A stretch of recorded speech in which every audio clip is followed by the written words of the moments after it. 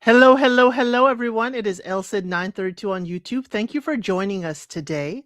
Thank you for joining us. We're going to talk about Love is Blind Italy. I need you to do me a favor.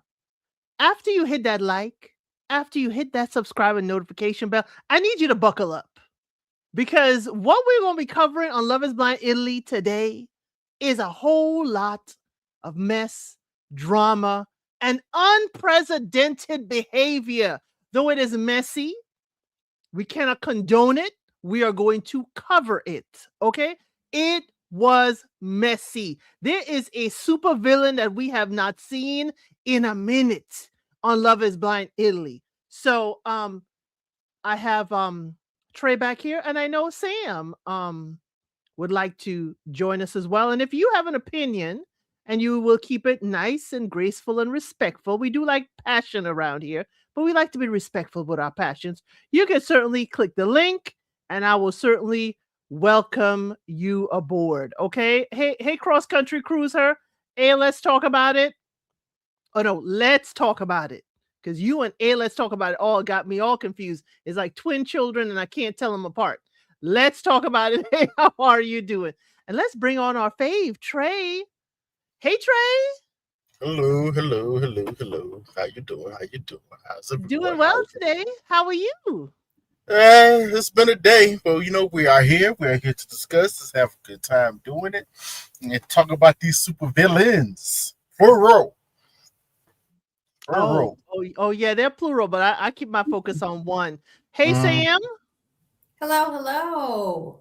Trey, El Cid, chat fam, how we doing? Doing well. I'm trying to figure out how to get this so I don't have you blocked when I put the people up.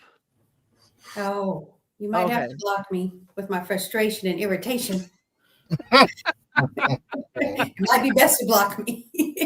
Well, y'all, Sam came with the fire today. Sam, come on, last in, first up. Who would you like us to start the discussion? Oh, G and G. Oh, you want Gigi? Gigi. we start with fire. She going for it. She going for it. Okay. So y'all, this is Giovanni and Georgia. Okay, they got engaged in the pods. This is covering, these episodes are covering everything, but mainly Giovanni didn't want her touching him on the honeymoon. He did not want her even seeing his bare skin or rubbing any kind of sunscreen on him. And then we find out why. He didn't want to move in either. Okay, we find out why. He was contacting Frederica on the flip side while at the honeymoon. I have questions, and I have posed it to the folks out there in TikTok on Love is Blind Italy. How did he contact her when they didn't have their phone till they came back to Milan? But he invited Georgia to his get together, meet his friends. He summoned half of the city to meet her, is what he said. Okay, that's what he said. And he always started an argument, but he always said he wanted a woman that would fight him. Didn't he say that? He said he wanted a woman that would fight, go back and forth with him. So they broke up on Saturday. She is tired of him and the foolishness. She ain't doing it no more. And then Monday he had a date with Frederica. And not only that, here's where the supervillain came. He brought Frederica as his date to the mixer with everyone from the pods. Sam, exhibit your frustration on Giovanni and Georgia. I just don't even know where to start. So I guess I'll just start at the beginning. My theory is that upon seeing her, she was not his attraction. Okay, as we say, it happens. You bond in the pods, you see each other physically, it's just not quite the same. I don't even have an issue with that. From that moment, this is my perception, from that moment, he couldn't wait to get to the mixer because he couldn't wait to see what in his mind he should have selected. He then goes on to, in my mind, make up this whole thing once they're on their honeymoon, or not honeymoon, but once they're on their pre-honeymoon, I guess is what I always call it, to have the nerve to make Georgia feel like, you're kind of at fault for why I'm here. I met Gorgana, sorry. She was misty-eyed. She didn't quite cry, but she looked like she wanted to cry. And I'm thinking, okay, am I watching the same show? Because to me, she was looking fabulous in her red leopardy dress, legs crossed, looking at him crazy, and couldn't wait to get out of there. I didn't see tears. I didn't see choked up. I didn't see regret. I didn't see nothing. So either he saw it and it was a delusion, it never happened, and he's wanting to pretend like it did. I'm not even sure what that was. I think my frustration about that moment was, how are you going to look at the woman that you did select and essentially say, you're kind of at fault for why I'm here? You know, I picked you because we had at least had a tangle, a tussle, an argument, and I understood how you argue. And because that's basically why he said he picked her. For Gorgana, he said, well, we've never fought. We've never had an argument. So I'm not really sure what that would look like. That was his whole reason for, in my opinion, not even picking her when they were in the pods. I kind of don't have the vibe of how that would go, how that would look. And now you're going to make the woman that you did select, you're going to sit on a couch next to her and look at her and say, well, you know, it's kind of like, this is your fault. I mean, you know, I feel bad. I mean, I hurt her. And that whole conversation was about how bad he felt, about how he hurt another woman. When you're with the woman you selected, sir. And then it just went downhill from there. I don't think it ever picked up speed. I mean, he was picking fights, over talking, loud talking, gaslighting. The more he went on, the angrier he seemed to become, the more frustrated. My only thing for her was this: I just wanted her to leave sooner. I just wanted her to leave. I blame her for nothing because she was trying. She was doing the best that she could. But I wanted her to leave sooner than she did. At the point that, and I'll land here, at the point that she's trying to say to him, well, how do you want me to tan? And she's trying to play kind of cutesy with her little bikini bottom. Do you want it this way? Do you want it that way? And he basically yawns, takes a sip, and says, "Oh, whatever you want. You're in my shade. You in my shade. Can you lean back? You in my." Okay, so he didn't say that, but he looked like he wanted to say, "Lean back. You in my shade. Pick whatever pose you want." I'm gonna stop there. I'm getting heated. My wig is getting even hotter. I'm sorry. We love it. We love it though, because here's the thing. She was trying to be all cutesy, but here's the thing. She is the one that suggested he sleep on the couch. Okay. Then she wants to roll it back and say, we need to start the road of intimacy. Mm-hmm. We can't. And I say I'm saying, if we're going to say that with the whole couch thing, you have to delineate maybe the first night on the couch and then you come in, because he took that as an escape route. He did not kiss her hand. I told y'all, he kissed the air above her hand, and that did it for me. He wants to be worshipped. Mm-hmm. He wants to be worshipped. And that is my thing with him. When he surprised her at the apartment, he wanted her to be like, oh my God, oh my God. And when she gave that not as thrilled as he wanted, he came at her. Mm-hmm. Came at her. And I was like, lady, you need to leave. You need to leave now. And then he called her, you need to do this face to face. No, sir, not at all. Because what he did at the mixer was try to goad her to go there. Mm-hmm. Goad her to go there. Yeah, somebody said he was a vampire. I said, I don't know if he's a vampire or if he's Hannibal Lecter. I don't know which one. Somebody need to tell me, And yes, Jennifer Chapman, welcome in. Welcome into you. Yes, it was painful to watch. Very, very painful to watch. But welcome in everyone who's come in since we've been here. Rejection is protection. I saw Letitia, I saw you come in, and I saw What's Aaron. Welcome in. Trey, this is one of your men's in them. There's one of your men's in them. What you got to say for the brother? Hold on. Why he got to be one of my men's? Hold on. Okay, first of all, 2 points, 2 main points. The first one is, I don't use this word often. I don't like it when it's used. I feel like people use it as a mislabeling upon others. And when they use it, my immediate thought is, you're probably talking about yourself because you see yourself in that action that person is doing. But in this case, ladies and gentlemen, this is the prime example of what a narcissist looks like. This is what it looks like. This is how they behave. This is how they act.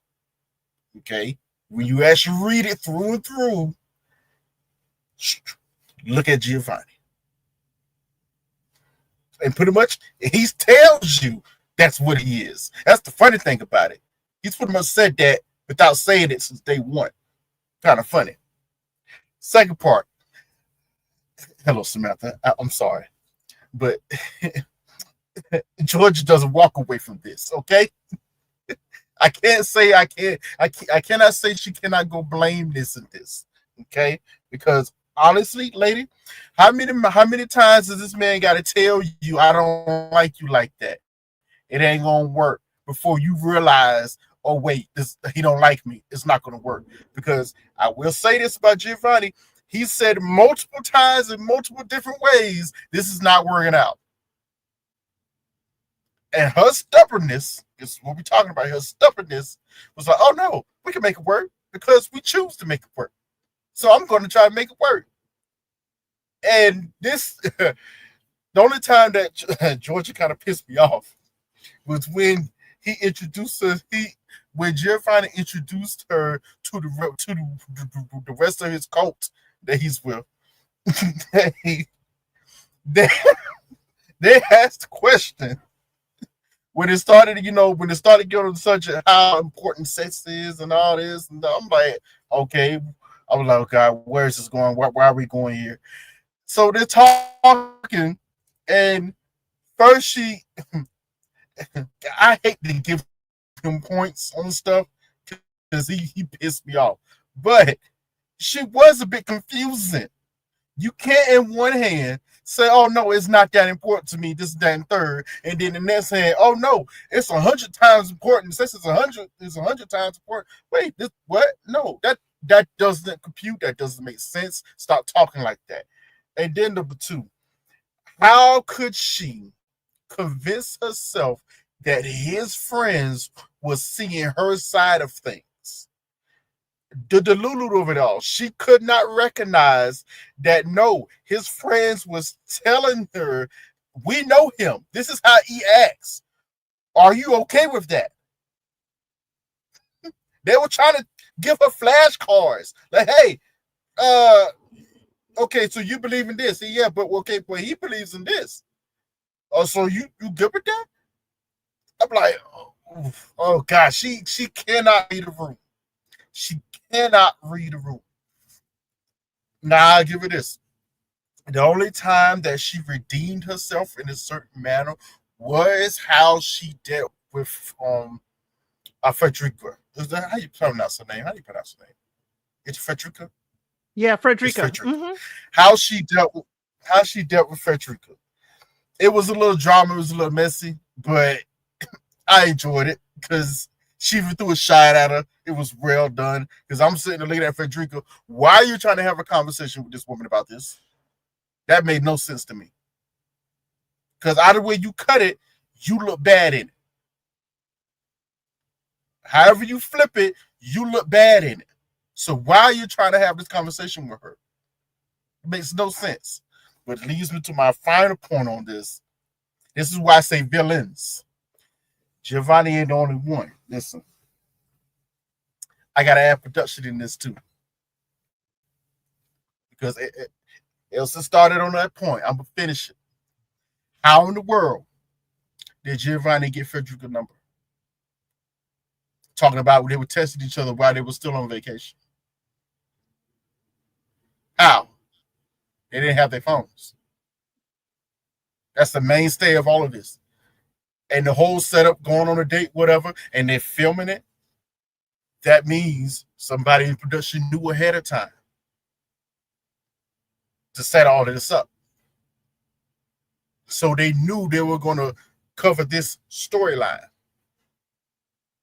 So y'all knew you're going to embarrass this woman and make her look like a fool. Wow. Wow. Well, here's my Wow. thing. Here's my thing. Here's my cover up for production. Okay, maybe they didn't know at first because every hotel has a business center. Okay, and I could log into my IG through the business center, and I could contact her that way. Okay, but they had to have known. You're right, Trey. They knew because they were set up and filming for the date. I don't care when production found out, they knew. They were set up. They even caught Frederica walking down the street for the date. She was mic'd up already. They knew it was coming. They filmed the date and then they filmed them coming in, walking in together. I want to know what Frederica was doing in the women's lounge that Georgia said, this is on par on your behavior. Both of y'all one and the same. This is not different than what I have seen of you. I need to know what Frederica was doing in that women's lounge, that this is how Georgia felt about her. Because Georgia knew they were broken up. It's not until they come in, they're like, oh, y'all had a date 2 days later? Okay. Wow. And now you're apologizing and saying nothing happened. Even if anything happened, who cares? You knew the show was still in production. You knew the show was still in production. You hadn't gone to the mixer. The weddings had not occurred. You knew Giovanni picked someone that wasn't you. You knew he was on vacation in Morocco with someone he picked that wasn't you. So Frederica, my lady, what were you doing? What were you hoping to achieve in all of this? PR. It was the PR for herself. It was the PR for her. That would have been the only thing that would explain why she felt she needed to have a conversation. She knew this was going to play back. She knew this was going to be seen. She knew what it was going to present her as. So that moment, I doubt, had anything to do with much more than making sure that she didn't come out of that looking as messy as she did. And I didn't, to be honest with you, that's how I saw that. But how would you think it's not messy though, Sam? I think from her warped mind, because again, to your point, we don't know who she was and what she was and what chess game she was playing in the lounge. Because for Georgia to feel like, oh, this is truly on brand for you, then there was something going on that we just didn't get to see. I think from her perspective, she was playing both sides. On the one side, not her fault if it didn't work out, not her fault. They technically were broken up by the time, all she would have been guilty of really at that point was breaking quote unquote girls code. Why are you dating somebody that used to be your friends, but then they weren't even friends. So she may not, it wouldn't even been a girls code type of a thing. So she, in that, Sam, sense isn't, yeah. Sam, what about the morality clause? The freaking Vatican is in Italy. Do we not have a morality clause? This man was engaged to this woman while you were talking to him while they're on a pre-honeymoon on that vacation. Well, that says it all right there, because could they have exchanged numbers? I know that they didn't have their phones straight, but that doesn't mean that numbers couldn't have been, it doesn't mean phone numbers couldn't have been exchanged prior to. If what I'm in doesn't work out, he could have, the only way it could have worked, the only way it could have worked, he could have exchanged numbers with her while it was in the past. That means they have footage of that. Right. That means they have footage of it if it exists. If it exists, right. So she went home, obviously, but she still got the number. Mm-hmm. So I would say in this particular sense, yeah, he could have went to the workroom center and did, got online, this and that, third. I'm liable to think that probably didn't happen because remember, they got to film on this vacation. So a lot of the times he's with Georgina and filming and going to different places and doing the activities that they have them do. So I'm thinking she messaged him first. He probably told her to, but she messaged him first. And then it started correspondence somehow. Here's my diabolical mind. I think the morning we saw him swimming and saying, oh, this is a wonderful day, is when he had already made contact with Frederica. Oh, could have been easily. Mm. And that would be Yeah. on brand for him He's because such a good remember, move. way back in the pods, remember we and I kind of feel sick to my stomach at this point because I kind of low key caped for him a little bit when he had the cast the net as wide as you can approach. So it would be on brand that perhaps, hey, if this doesn't work out, you've got my number, because he was making sure that as many bases that could be covered were covered just when he was in the pods. Several women getting to smell his scent. I know you miss how I smell, baby. Right, right. So that's always been his MO, I think, is to keep as many doors open as he can keep open. Mm. So it would have made sense that he could have given the number during the pods to make sure that if this doesn't work out, he still has a plan B or a plan C. Well, Trey had liked his plan A of distributing his smell through the pods, and I know Trey gonna stand on that. Yeah. Trey, he likes to bring flowers though. Even though he gonna fight with you, he will bring you a gift. And Stand I up wonder, manipulation. yeah, I was going to Stand say, up but I think manipulation that's tactic. right. Thank you. Yeah. Stand up manipulation tactic. You know, there's a lot of relationships like that. It might not get as argumentative as they have gotten, but there's a lot of people out here that they kind of talk a little trash to one another, and somebody come and give you a little gift, he give you a little flower, oh, okay, and yeah, they all good again. Happens all the time. Mm-hmm. Happens all the time. It's just in this particular instance, like, okay, this is why we do Love Lovers Blind. It's a very unique situation. You are literally set up to date multiple people at the same time. And we got to see how you're going to move throughout that process. The only thing at the end of it, you're supposed to get married to the person you end up dating at the end of the process. That's the kicker of it all. But in most people's minds, especially the men, oh, I get to date multiple women that possibly could be good looking. Why not? Yeah. Why not?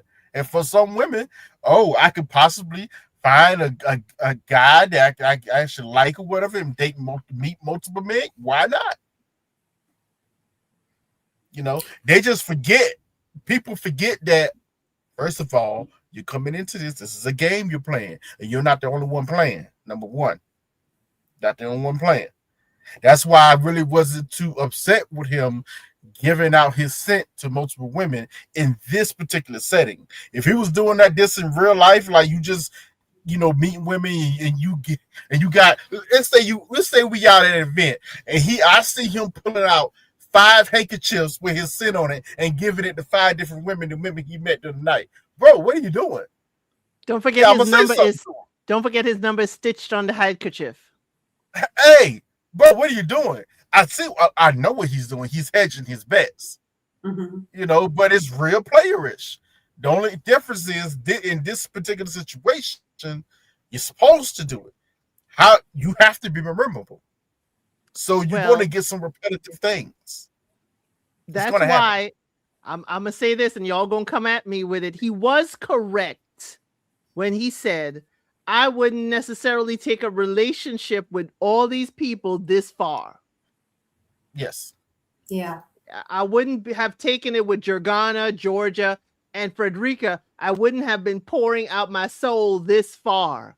Again, hedging his bets as to which woman it would be that he would choose. And I'm wondering if Frederica, somebody said, when he said the age difference with Frederica was an issue, I said, I don't see how that's an issue. She's only 2 years older than him, but granted he's 30. I think he's 35. I think that's 36. What they told us. He's 36. 36. And Frederica is 38. They said the age issue is because she can't produce the 10 kids that he wants to replace his staff, because he gonna want the kids to be the staff to the castle that he needs in the woods. Which makes sense. Unfortunately, it makes a lot of sense, don't it? It does. And I wondered if that person wasn't him when they responded to me on TikTok. I was like, okay. Well, two quick things, because I don't want to because if I present myself as a hypocrite, I'll never be on this panel again because I won't be able to be trusted. So, and I don't want that. I don't want that to be the case. So yeah, I did semi-borderline Kate for him in the beginning. Yes, you did. I did, and I want to be can. I want to make sure For I the get trace, and y'all are back. Okay, good. Okay, I just want to make sure I let the panel know I acknowledge my hypocrisy because I was all for him when I felt like I didn't Kate for him. My chant, well, not Kate, but my chant, at least for how he went about it, was it's a numbers game. So that's why I came for the situation. Yes, the situation. Yeah, the we situation. Came for the situation. Okay, you know what I'm saying? I'm hearing the backpedaling. Ain't no backpedaling. It could have been anybody. I would have said the same thing. It could have been anyone. Because I don't want to come across as I will let the record stand that I didn't like this man from the beginning. Right, you were consistent. I at least felt like, so I needed to say that so I don't come off as a hypocrite. But yeah, you were. Do we get to talk about how he stopped her though at the when she went? Yeah. Do we get to talk about? Oh my God! Go ahead. Go ahead, Sam. Narcissist. What was? I mean, you've decided you've brought your new date. George is now getting some appetizers or finger foods. You mean you step up behind her to say and loudly, "Can we talk?" You've told everybody else what's going on. So when do we get to chit chat? You've been talking about me with everybody else around here. Might as well come talk to me. She said no, and he's like, "You got to explain yourself. Explain yourself to me." I thought that I ain't gonna lie. It was very narcissistic for him to do it, but I understood why. Because she was doing that. She absolutely was doing that. And why not? Everybody wants to know why we broke up. True. So if I come to you and I start asking you questions, wait a minute. First of all, I don't condone any of this actions. When I say this, I'm just giving the argument of the other side. If I'm bringing a date and it's the other woman in the pod or whatever, I'm bringing a date now, and I see you talking trash about me, talking trash to my date about me, yeah, I got to find out what's going on because I may have to do some damage control. I got to do damage control. Let me find out. I got to find out. You, Trey, I got to rudely interrupt. He hung up on her. On her. That wasn't a guy that wanted to get to the bottom line of anything. He previously, the night before, childlessly hung up in her face and was through with it. You supposedly came there, forget it, it's done. She's not attractive. You've moved on. You've had din with your new girl. And now you want to, if she wanted to talk about it, she'd talk about it. She didn't want to talk about it. You're behind her, trying to low-key bully her into and what all people did she tell? Because I feel like she didn't run around telling people. I don't care if she did. I don't care if she told every last body but him and Frederica. I don't care. Because here's the problem, sir. You came in wanting to stir things up. And came in hot. Of course. You came in wanting to stir things up. Okay, it's been stirred. But you know what? It was stirred before because I walked in by myself, no ring on. It's been stirred. So I told people you acted like a and I told them that I don't want to speak to him anymore, but he's gonna be here tonight. Mm-hmm. Listen, he's a narcissist. We said this. He has in his don't forget this, in his mind, in his head, his mind, he really didn't do anything wrong. Yeah. No, he didn't. He waited till they were officially broken up, and then he went to see somebody. But you see, he don't know that Frederica told us. He don't know Frederica told us he'd been talking to her. That's true. Then that's the thing why I said he trying to find out what kind of damage control he got to do. That's why he wouldn't go have that conversation. That's why I said that. Remember, in his head, think about it from his standpoint. He met this girl.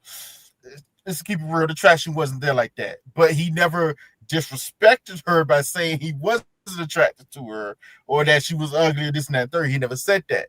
He also, from his standpoint, didn't take advantage of her by sleeping with her at any point in time. So you can't label him with that. This is what I'm thinking. This is what he's thinking in his head about himself. In his head, he has been above board. Yes, in his head. Yes, in his head, he is He has Don't- done the good thing. He has been chivalrous. He Yeah. has been a Don't. gentleman. There you go. There it is. The only thing that we can actually fault him on, and I'm just being factual here. The only thing we can actually fault him on, this whole conversation he was having with Frederica behind the scenes. That's what we can really fault him on. We can really fault him on creating arguments too, Trey. Yeah. He was zinging it to start them arguments. Yeah. A lot of Jedi mind. Of course, but I'm gonna be honest with you. I felt the same way about Georgia too from the get go. I said that she likes to argue too much, so that's a wash to me. That's a wash.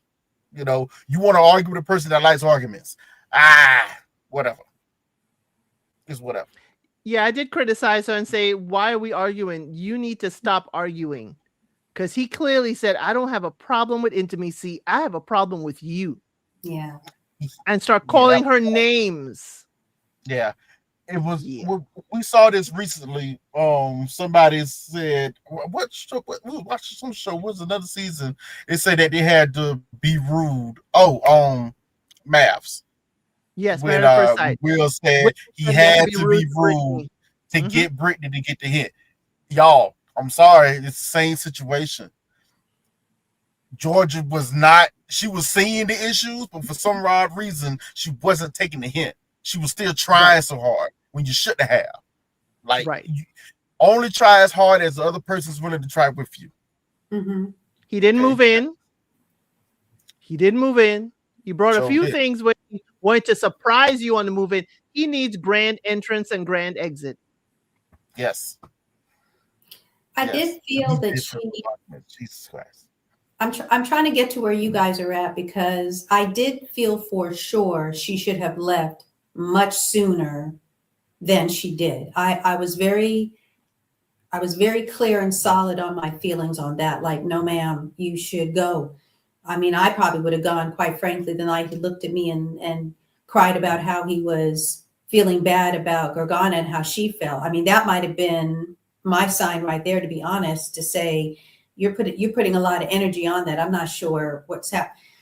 But I'm trying to balance being in a situation where it's obvious, or should be obvious, that she needed to have moved on faster than she did, but still wanting to at least give it her all. And I'm trying to put my head in, what if, or did she really have some deep feelings for him that made it difficult for her to move on?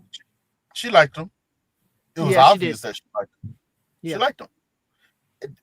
I guess that's my main issue with Georgia in all of this. And to your point, Samantha, my main problem is it wasn't the fact that she had to move on.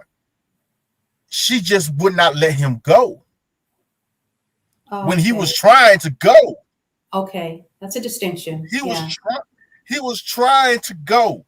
You can tell that he did not want to be there in your vicinity at all. And yet she threatened a few times to end it or whatever, but she never actually took the steps to go anywhere. Mm-hmm. So it's like, okay, empty threats, Yeah. And to me, the dinner scene with his friends really solidified that for me. I'm like, what is she talking about? I'm like, she really delusional? What's going on here? Like, she disappointed me so much during that dinner scene. Even his own friends was trying to tell her, we don't see how this is working. Right. Yeah. We don't see how this is working. And yet in her confession, she's like, oh, even his friends can understand my point of view on it. I'm like, what dinner were you at? Hold on. That's not what I saw. I saw the same thing that they saw. But I think because the friends weren't like vocally, like we're not there yet with Parmi, but Gargana's friends vocally, like, you couldn't get past the fact that the friends had certain feelings about what that was. And I won't get ahead of myself on that. I know we'll discuss, but there wasn't that kind of a strong pushback, I didn't think, from his friends. So I can see from her mindset with wanting things to work out, how in her mind she could have felt like it wasn't a very strong pushback, to where she may have interpreted it as, well, well, even they kind of see my perspective, because it wasn't like anybody used the words, girl, are you crazy? There is Right. just, it Well, wasn't that prominent and that pronounced.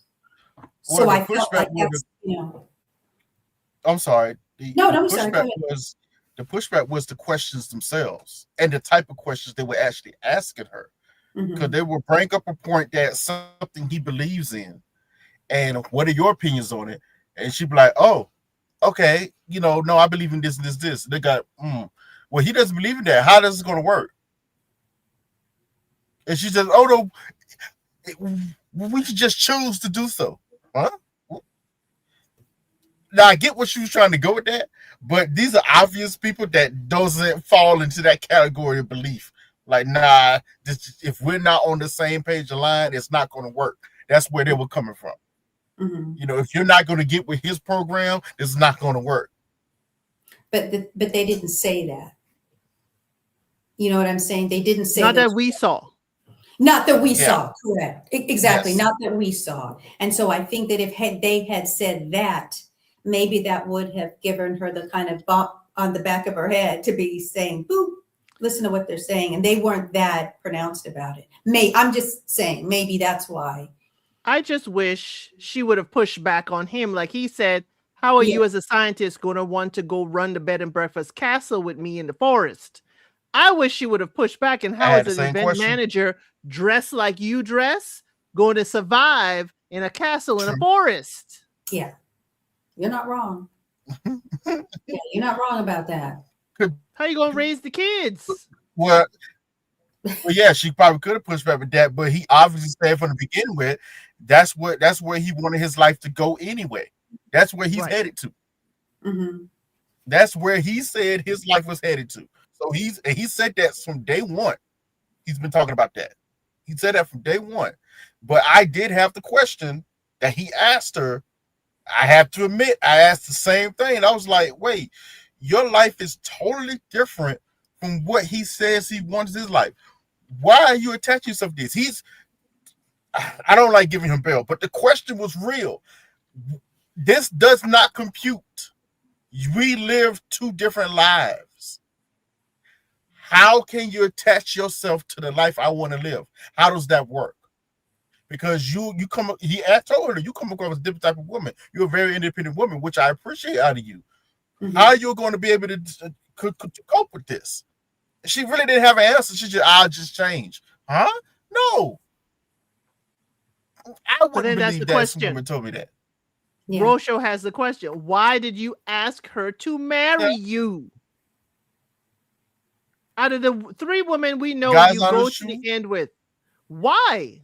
Guys honest truth. If you think back to when it was in the past, from what they showed us, it was between her and Jorgana, right? Yep. Mm-hmm. I think in his mind, Gorgana was the choice that he probably would have made outside all of this. But he said very specifically, I've dated girls like her all the time. I wanted to do something different. He And wanted to Georgia fight. was different from Georgia was different than what he was used to dating. So he tried it out. Didn't work. It's Now, okay for now it not this, to work. and it is now, Mm-hmm. but this goes back to the difference of how, and we've talked about this before, how these people how do these people come to the show? Are they recruited or did they sign up? That's where the difference come in at. See, he treated this like an experiment, Yeah. as it is. Yeah. She kind of treated it like, okay, she kind of took it somewhat seriously because uh, she was trying to change too much of herself to try to fit herself with this man. I agree And with that was that. her mistake. Yeah, That I was her agree. mistake. But she loved him. Yeah, I think she did I think she did, because I can't disagree that in the kitchen when they would be talking and he'd say, you could kind of see on her face she wasn't giving this emphatic, enthusiastic, yeah, of course, and I'll do and I'll be. It never was that. It was almost like you could hear her mind processing how she would be able to.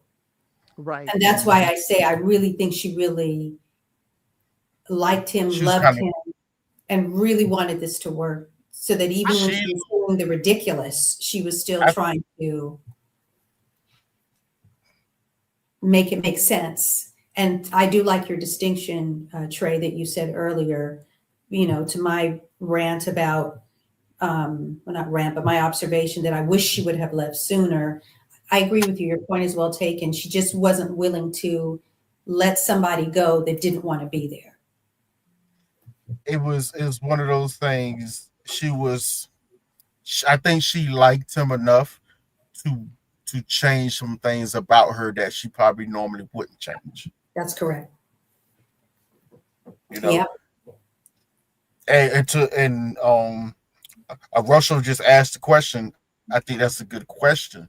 My answer to that would be that that's where her line was, and that's where he was trying to get to because he saw that.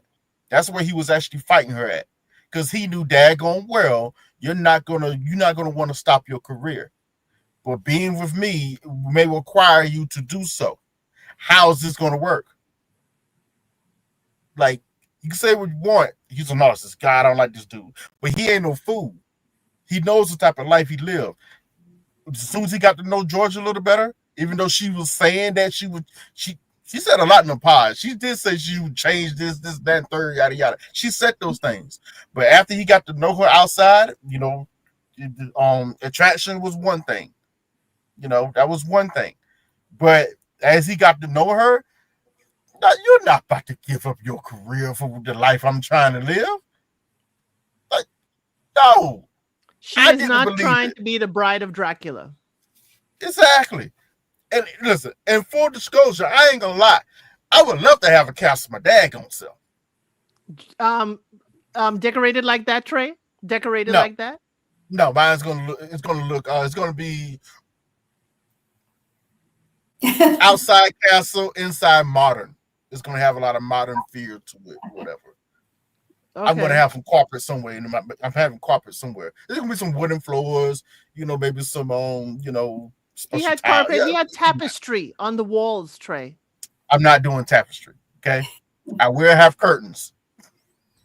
I will have curtains. Well, he had curtains. He had drapes. Okay. He had I'm fine drapes. with He drapes. had he had taxidermy. Oh God! See now we get now. See, when I saw that, I went, okay.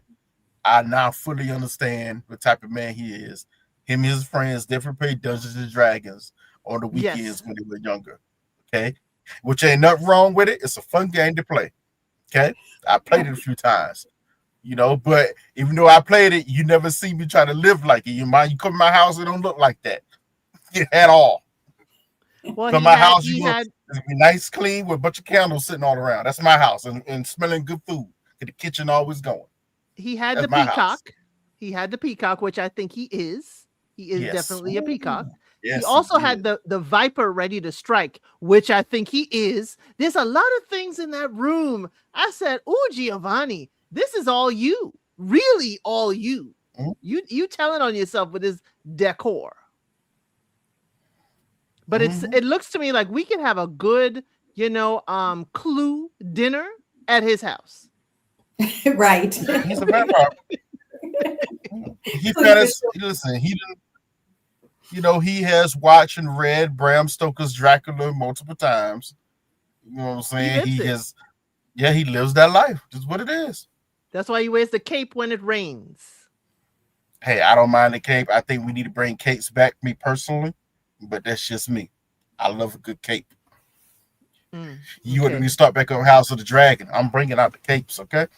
Okay. Yeah. We're gonna do House of the Mm-hmm. Dragon. We will trade. Okay. I'm Y'all, bringing out. is there anything else left for Giovanni and Georgia? Is there any more juice to squeeze out of them? Because he could keep us heated for quite a while.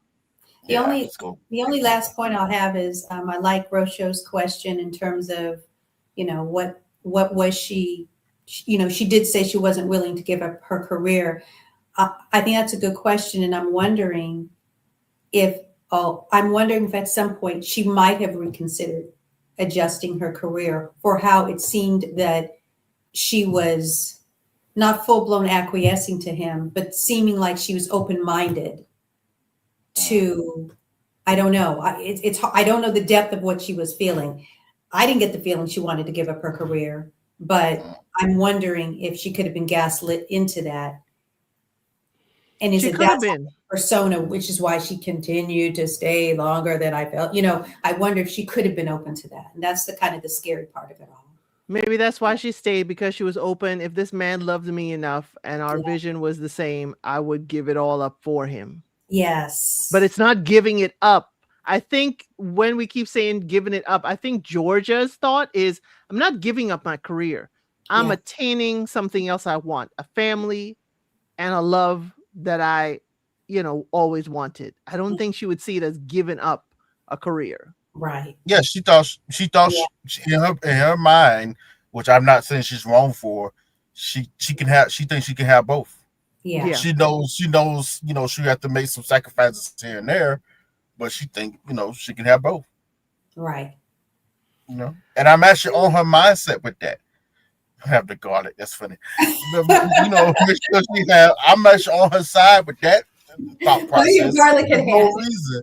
There was no reason why she could not continue to work her career and still be supportive in his castle dreams. Right. But the argument was that's not how he saw it, That's and not he how. wasn't No. going to take it any other place or any other way. Right. He wants subservience. Yes. Yes. 100%. Okay. That was Giovanni and Georgia. Trey, who would you like to go to next? Well, since Sam brought him up and I'm ready to talk about it, let's talk about Perma and Georgiana. Parmi and The Parmy. Jurgana. Sorry, y'all. Georgiana. You won't get Georgiana. me. We're gonna get it right. We're Uh, gonna get it right. Georgiana. well, Georgiana. in this instance, we meet the families. That's why this live is called, family approval. We meet the families, okay? Parmi, I need to know where your family's restaurant is. Yeah, I would Parmi, like to go there. my East Indian roots. When you told your mama that you had a roti, so you are not hungry, I said, where can I find roti in Italy? There has to be places to find roti for you to have had a roti in Milan before this wedding. Okay. Now we met his family, we met his parents. His father ain't about this. He is not about this life. Not about the marriage. You meeting somebody? Yes. Marriage right away? No. Mama is at least open. His brother is open. Let's meet Jurgana first. They do meet her. We'll talk about that. Jurgana, we meet her uncle, aunt. I can't remember if that young man is her. No, that's her cousin. I thought it was her brother at first, but she's an only child. We met her mom first, then we met her dad. Parmi sat down with her dad. I need y'all to discuss that too. Okay? Yes, his family has a restaurant in Florence to go to Africa, not in Milan where they got married. That's beautiful. Absolutely gorgeous restaurant. And that is what I have no problem in y'all featuring the restaurants and the, works and whatever of the people who are part of the screen. Also with Jurgana, we did see them, getting dressed and everything. We saw the beginnings of their wedding. What was very, very touching for me was this was the villa she and her mother would walk the grounds, and her mother told her that people get married here, and she always wanted to get married there one day. That I was like, production, did y'all set this up? Did y'all know ahead of time? Or is this just a coincidence? But definitely Jurgana got a head on her shoulders. This couple is sweet. I want them to get married. And I have a little bit of I have the mustard seed that irks me. When she said Parmi has suppressed anger, I said, production, what are you hiding from me? What are you hiding from me? We had to have been going off. And also, I talked to you all about the colors and what we ain't seen Parmi in anything but white, black, and brown. And a little bit of gray. And I wonder if colors is an issue. And because he had an issue with her friends coming at him rapid fire questions, I said, Parmi, I understand why you are great as a restaurateur. You need everything one at a time, formulated. I can't be juggling too many plates at one time. So I kind of understand.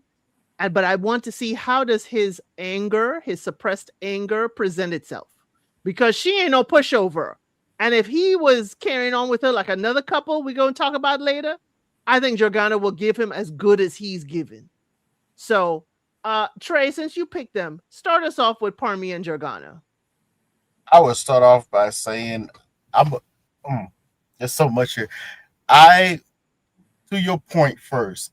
I did not like when she made that statement that he has repressed anger.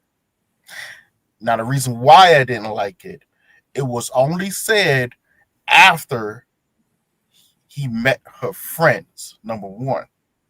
And number two, she said in her own confessional. Number three, I actually rewinded and looked at that conversation again, and I'm trying to figure out where did he show any anger. There might have been a little slight frustration, but the only thing I saw him do was trying to exert some type of dominance in the conversation because they were talking over him from moment one and never even allowed him to answer a question when they asked one. He's in the middle of one answer and they hit him with another one. In the middle of another answer, then hit him with another one. He tries to go back to the original question, they pepper in another one. He'll not stop talking. I was like, oh my God. It was frustrating me watching it. But for then in the confessional for Jordana to say, oh, he has repressed anger, first I went, whoa, where does this come from? What is this? Okay, now and I tried to give us some bail. I went, hold on. Is something going on behind the scenes that they're not showing? Is that why she's saying this now? Wait, if that's the case, then why are you still? It leads me back to why are you bringing up this now when we're having a conversation with your friends and her friends were being, somebody just said it, rude. They were rude. Mm-hmm. Is this really this really your friend group? This is how you act in your friend group? You know what? This is telling me more about you than your friends. Hold on. What's really going on here? Like, nah, I didn't like that. But we met Parmi's family. It was nice. They had a very nice family. I finally, Parmi said the situation correctly, how he described his dad's issue with this. It has nothing to do with the chick. Honestly, his dad is probably a very progressive Indian man. Very progressive. Extremely progressive. His only issue is, hold on, you just met this woman not even 2 months ago now. Not even. Do we have time for a prenup? Yeah. Listen, and you're bringing her into our family. Hold up. Hold on, bro. Think about this. What are we talking about? Whoa.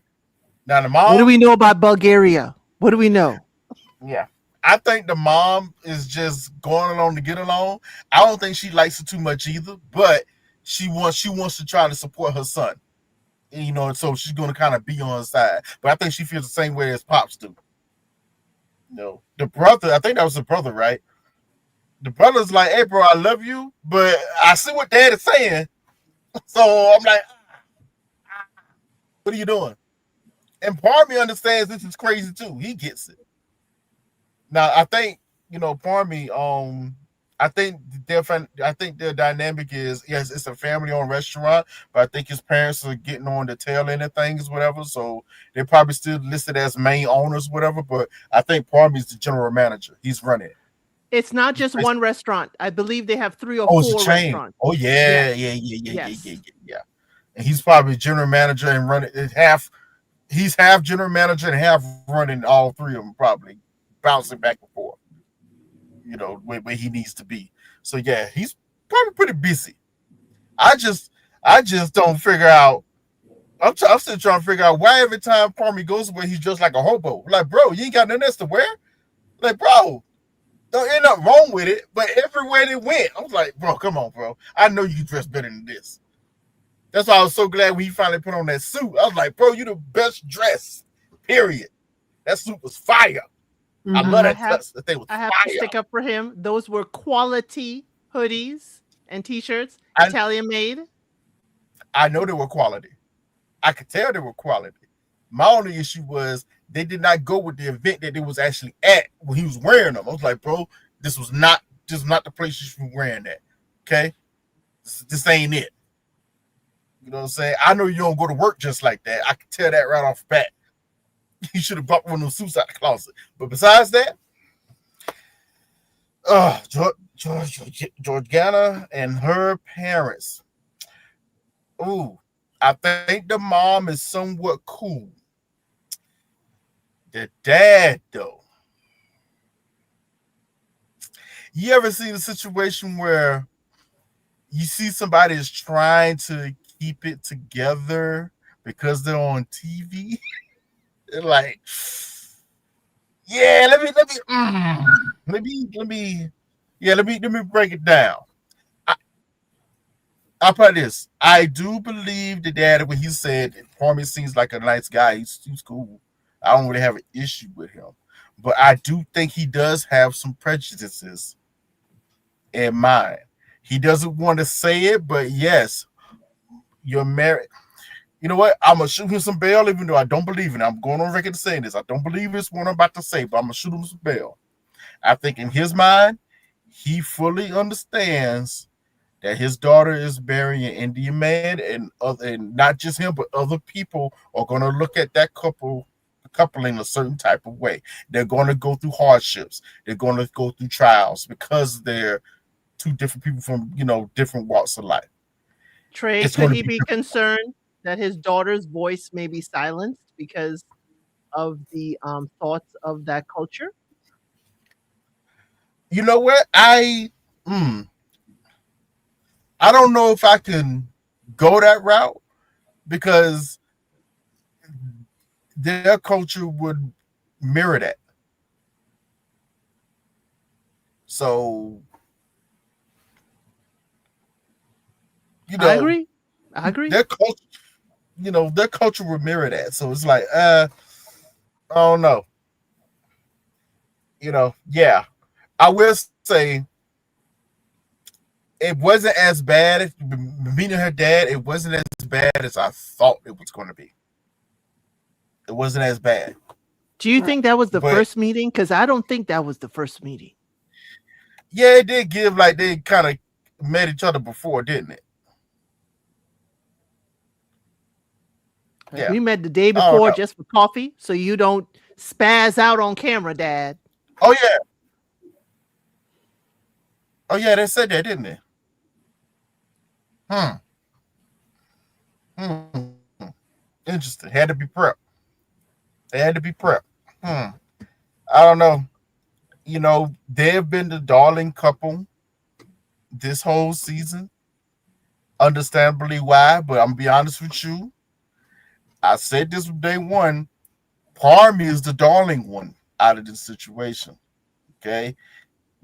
Jorgana, I like her, but I've always been iffy on her because she proved to us, but with the whole situation with Giovanni, Parmy was second. He was second choice. It just so happened the second choice was a great choice, but he's still second choice, and she's still kind of been acting like, what? She's been very confusing to me. There's times she kind of acts like he's still second choice, but then there's times where she's like, "Oh my God, I am so shocked and surprised that I lucked out this way." I'm like, So I can see the confusion on her face. If this was, if there was, let's say this was real life or whatever, I don't think they would have gotten this far. Right, he's too good to be true. Yes, it wouldn't have got past the first, second date. Even probably even got to the first date because she probably wouldn't even pay attention to him like that. What do you Perhaps. mean? What do you mean by that, Trey? She wouldn't have given him First a of all, second look at the bar. Because of what he yes, looks like? no, he's just not No. the type of man she would usually date. She said that Okay. she's not. Probably Giovanni the type of man that she would probably use to date looks wise. Okay. Not just looks, but his personality is laid back. She ain't. Yes, Oh, she a yeah, spicy one. I be watching her TikTok yeah. lives. He's She's too laid spicy. back. He's too Oh, laid back for her. She is very. I don't see the TikToks, but she does give her. She's a little firecracker. She's a redhead. Let's just go ahead and throw the stereotypes out there. She's a redhead. She was kissed by fire for the GOT fans. She a little tick tick boom. Sam, she tick Yeah, tick boom. yeah. But Okay. see, Oh, you saw how she told Giovanni all that I needed to say to you. I said in the pods. yeah. I don't need to talk to you no more. That is her. Mm-hmm. Okay, gotcha. Yeah. Oh yeah. Attitude, I saw attitude, her attitude. last night. Karen hosted a live with her and Ludovica. And I Oh, could okay. catch on to some Italian. I had my Google Translate. But yeah, she a little tick tick boom. Okay, okay, okay, She okay, will snap Oh, at you. okay, She will snap at you. But I love it. She is my girl because she gives me my personality. okay. But she gotta slow down. She gotta slow down. She want that man and that husband. She gotta slow down a little bit. She can't snap at him, which she has not to Parmy. But Right. as Trey said, yeah, she won't. I'll let you finish saying Trey so Sam could go on. yeah. It's going to be hard. Just piggybacking on what you just said, is the type of guy Parmy is. It's always going to be a little difficult for you to just pop off at him because he's not going to do too much to make you upset like that. He's not the type to get rah rah with you, whatever. So he can be very disarming to a firecracker. He can be very disarming. And what I thought was funny, I got a terrible suspicion that this girl about to break this poor guy heart. She about to break his heart. You know, and guys on the shoe, she's probably been a no to begin with because the real issue that they keep skirting around that her dad even brought up, but they keep skirting around it. He let her know from get go if this is going to work, then she would have to move to Florence. He can't move to Milan. His business is in Florence. That's where it works out of. That's where it is. Unless they want to open some restaurants in Milan, maybe years down the line. Hey, but for right now, she know that. She understood that. It's going to move to Florence. So even when the dad asked, which was a good question for a father to ask, you know, Parmy, even though I agree with Jesse said he was somewhat tap dancing, but I understand you talking to the dad. There's going to be some tap dancing. But told him, I told him from the very beginning, I live in Florence, this is my business is, and we have to move to Florence. She have to move to Florence. And the dad was already looking like, I don't know if that's going to go. Now, the question is he saying that because he has an objection or he knows his daughter and that was going to be an objection? And she's hiding behind her father. I don't know. Great question because I don't know either. Because she sounds like when she was talking, she was doing her tap dance to his family. She understood Florence was the place to be.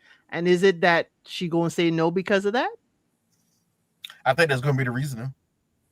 Exactly, because she says her parents Excuse me. have a failing health. She is their translator to the rest of the world. How? Which, you know what? I didn't. I'm sorry, Sam. I want to take it. Fine. Answer just said that. It just clicked in my head. Something was bothering me, right? And then it clicked in my head. The reason why I said it earlier, like I was a little surprised how things went. I expected something worse. I also expected something a bit different from the way she described them. When they walked in the door, I was like, these look like two very able-bodied people that can talk just fine. What's Mm-hmm. going on here? Hold on. Georgetta, I got questions. Like these are not the people you presented to that we supposed to meet. Because dad was traveling for work while we didn't meet him the first time. That doesn't I look was like shocked at family that. help to me. I'm like, wait a So minute, what? is she lying to us, Trey? I don't know. It's leaving me with questions. The moment we met them, and then her reticence about meeting. Oh my God, I'm so nervous. At first, I was just trying to believe her, like, oh, she's nervous because she don't have parents, blah blah blah blah. But now I'm wondering, were you nervous because you was lying to everybody else the whole time? Like, I don't know. Questions. I don't know.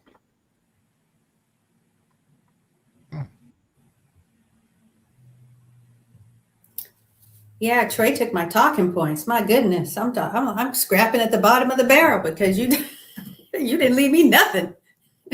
Next time you got to take yours in pieces, sir. No, I really see it largely how Trey saw it. Now, the only observations I had, I love them as a couple. Uh, but here's what was going on in my thoughts as I watched them along the way. Parmi struck me as extremely, maybe even exceptionally traditional. He noted very early his concerns about how his family would feel. They didn't know too much. They knew a little bit, but not a lot of what this experiment was going on. And I know that he had great concerns about that. Gargana had them as well. While I was watching in the previous, the first, first four allotments, and then especially 5 through 8, was this going to be a situation where he would be very married to his traditional, and much like what you guys were saying, would Gargana be willing, really, really willing to ultimately take the risk, for lack of a better word, the risk of that? Because I agree, I didn't see her parents, and I don't think she was lying, but I think she has a perception. And maybe that perception is based upon her relationship with her mother. She struck me as being very close to her mom. And her mother kind of was giving, not necessarily physically needing a lot of help, but maybe emotionally needing her daughter quite a bit. And I was a little bit surprised that her mother didn't seem to have the issues with Parmi's culture, because I thought the way she was describing it, both her parents would have had some problems with that. And what I loved about what her mother said was maybe her mother felt some sort of a way, but ultimately what she said is, I trust my daughter. So if this is what she feels is right and what she's feeling in her heart, then I'm going to trust my daughter on that. So I said, okay, well, it doesn't sound like her mother is necessarily what I was thinking she would be based upon Gargana's description.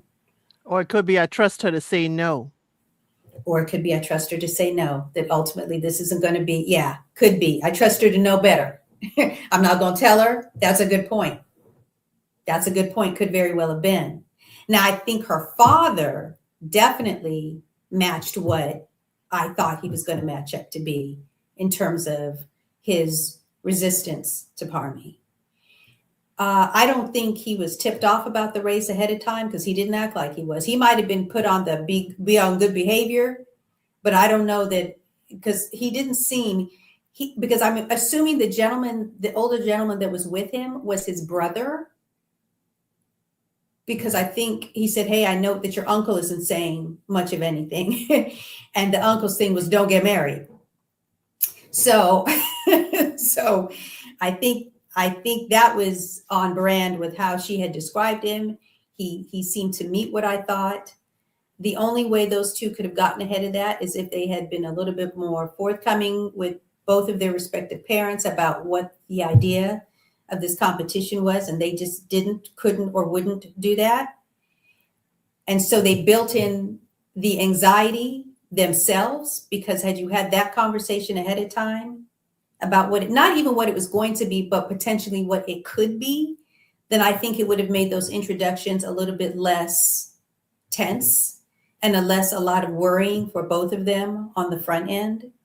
To echo what you guys have said, I did think her friends were way out of line. I thought they were just, I would have taken it the same way. I would have not acted well to trying to answer questions, to be peppered with, and not just peppered with other questions, but the sarcasm of it all. I thought it was a bit much. And I was surprised that she didn't say to her friends, okay, guys, take it easy. Don't scare my man off. Even if she'd have been jokey about it, hey, I'm trying to marry this guy. You guys hold up. She didn't even do that to kind of bring the temperature or turn down the volume, which I think she could have and should have, quite frankly. And it looked like she saw it from her friend's point of view. Well, hey, they're my friends. They were asking you some questions. Seems like you were, getting a little bit irritated and annoyed, unreasonably so. And I think he was reasonable to be irritated, because much like what you guys are saying, I was irritated on his behalf. Yeah, the point about the repressed, I don't know. There's obviously something we're not seeing. Because if she's basing that off of his interaction with the friends and the friends alone, to me, that wasn't enough. So I don't know if this is one of those situations where there's conversations and tense moments when the cameras are not on. When would that be? Well, maybe in bed when the lights are off and, no one's in the bedroom. Maybe there's something that's going on. There's tension there that we wouldn't be privy to during those intimate moments. Because otherwise, I'm not seeing where he was having any sort of suppressed. So maybe there was some sort of conversations taking place behind the scenes and we just didn't see that, which is what gives her cause for pause. If that's the case, then it makes me wonder. It's giving me then more of that married at first sight thing where sometimes it seems like the deals are cut that in front of the camera, we're going to present a certain face. I think that's what's best for you. I think that's what's best for me. Let's leave whatever we need to talk about off camera. And if that's the case, then maybe that's what's bleeding into these other edits that we're seeing that make it seem a little bit disjointed. But overall, I like him a lot, but I'm not sure if based upon the whole, and I'm probably putting too much weight on the suppressed anger thing, but based upon that, it makes me wonder if we're really seeing everything for exactly what it is. I don't know if there's a little bit of protection and playing to the camera a little bit. But I thought the only real in all of it was her dad. I think he was the only, he was all over his face. I was joking earlier in the chat saying he was giving me Archie Bunker, Archie Bunker vibes, but although and the uncle too. And the uncle too is exactly right. I mean, I don't think they were the only real ones for me because at least they weren't pretending to have feelings that and Parmi's dad.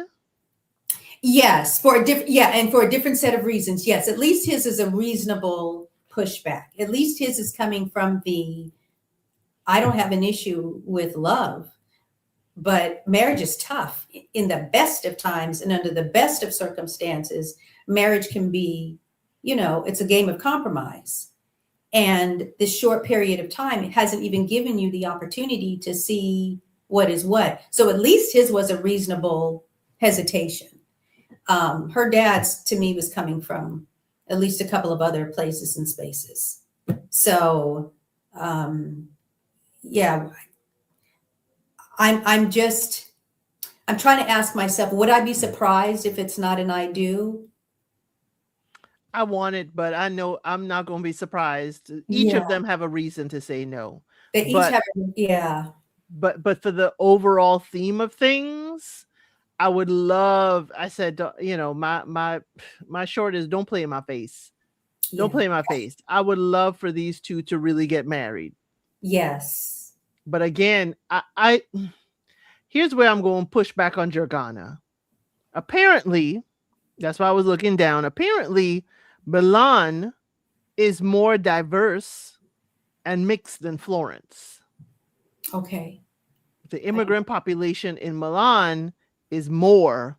Over 20% of the population is immigrant population in Milan, where she is. Okay. Oh. So how her dad would think, we could be living in there for so many years but I understand sometimes that's not what you what you cohabitate with is not necessarily who you want married into your family. True. I understand that. But There's for him to not exactly. Mm-hmm. Exactly. And then when we're looking at it now too, we are also migrating to Bulgaria. So he can't even go back home and not find us. So I need to know more about her dad.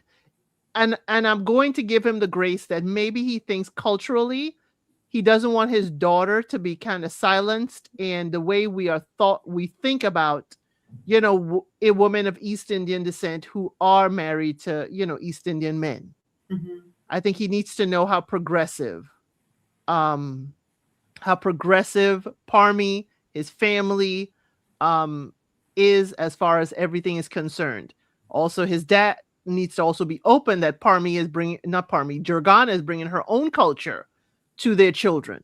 So it will be a blend. How that blend gonna work? We don't know. That's for them two grown folks that's probably gonna get married. That's for them to figure out. Mm-hmm. Because their children will be East Indian, uh, Bulgarian, and Italian all swirled together. And that could be a beautiful thing because they'll have their grandparents there to guide them and bring forth the cultures as well. Mm-hmm. Okay? So But I'm a fan of this couple. I have to say, I am a fan of this couple.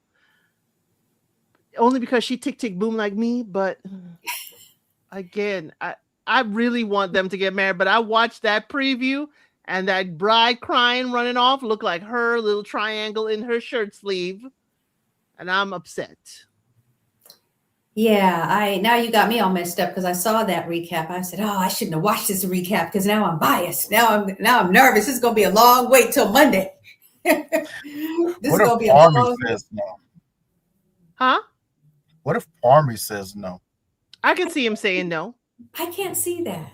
Oh yes, if this is the I way can your see friends act, this is the way you Yeah, act. I'm telling you, she a tick tick that would have boom. turned me off. That would have turned me off the rip. How your friends acted towards me? Cause I'm gonna have the same opinion when we hit another couple. How your friends act towards me says more. When I meet your friends, first of all, I'm looking for two things. I'm looking to see how you interact with your own friends, Mm-hmm. and I'm looking to see how your friends interact with just people in general. Because usually, how they interact is how you interact. So How remind they you, change your I'm behavior. yes, I might be still meeting your representative. And most of the times, your friends is gonna show you who you actually are. Just by the way they act and how they talk to people. Because if you could put up with that, oh, okay. I think I'd meet you halfway on that. I think I would meet you at they both say yes, but by the time the reunion came around, they were no more. Because I feel that culturally he feels the pressure of being, I think he's older than his brother. If I'm Yes, not he's the oldest. Parmi is 34. okay. So I think he's, Jurgana is 30. and she's 30. Okay. I'm sorry. I mean, the eldest of himself and his brother Yes, he is. in He's the the family. oldest. Yes. And so I think there's the cultural pressure that it's believed he should be married at this point, or if not be married, looking to be married soon. He's joined this experiment to see if there might be an opportunity to meet in a way that he hasn't been able to before. He's suited and booted. He's flashed a million-watt smile when he saw her walking down the aisle. Them vows. Those vows were fire. Both of them. Both of them. Both of them.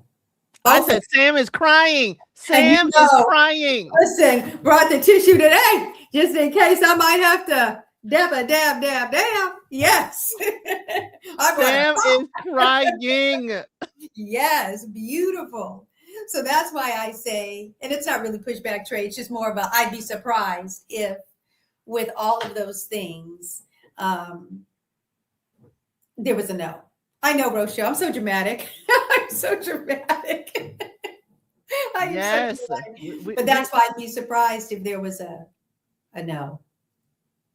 Nah, you just a lover's exactly. girl. That's all it is. What's Just a that? lover's girl.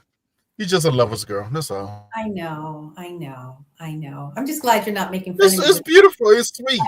At least There's you didn't say nothing that. wrong. Listen, surprising as this might sound, I'm a lover's boy. I believe in love. I just tend to be very realistic about things. Like, all right, I hope for the best, but from what I see, that ain't gonna work. Yeah. But her dad I showed really up. hope they're a yes. I hope they're a yes. I hope both families. I hope they prove both their families wrong.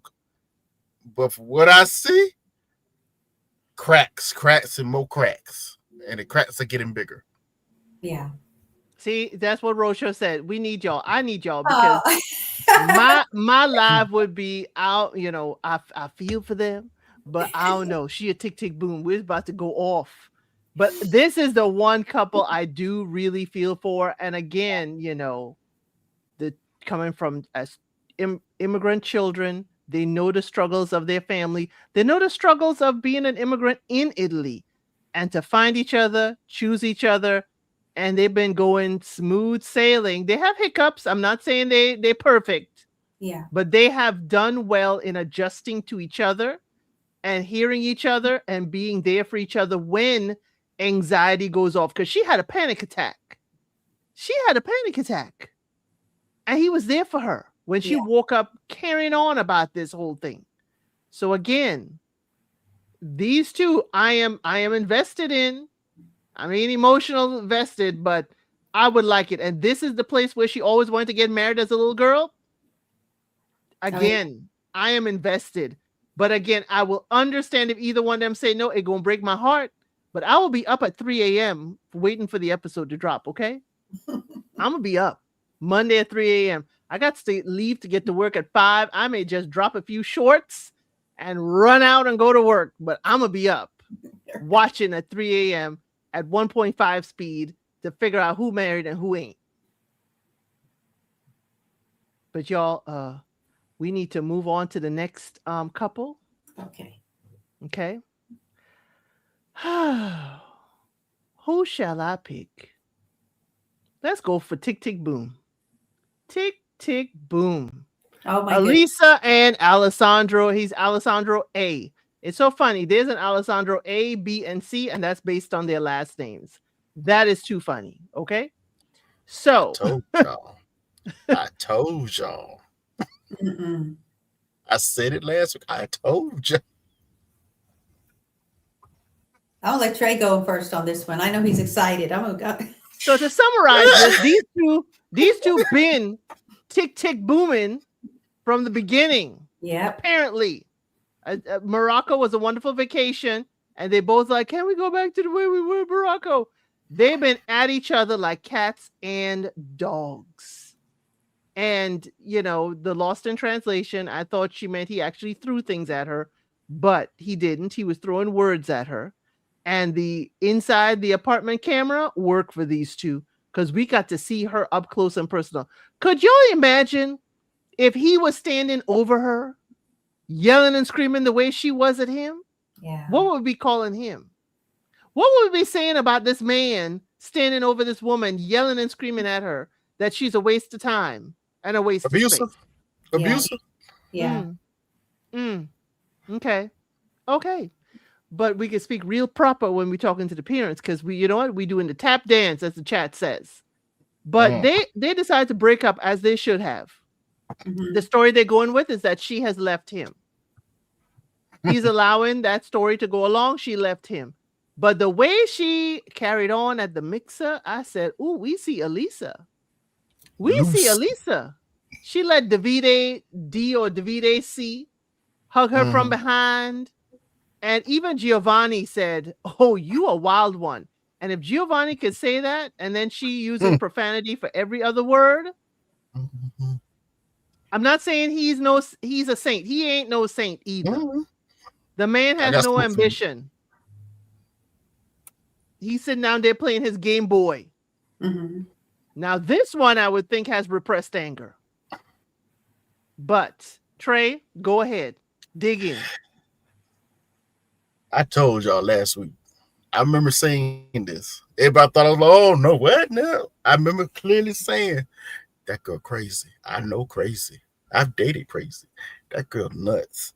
She is loose, okay? She's a little loose.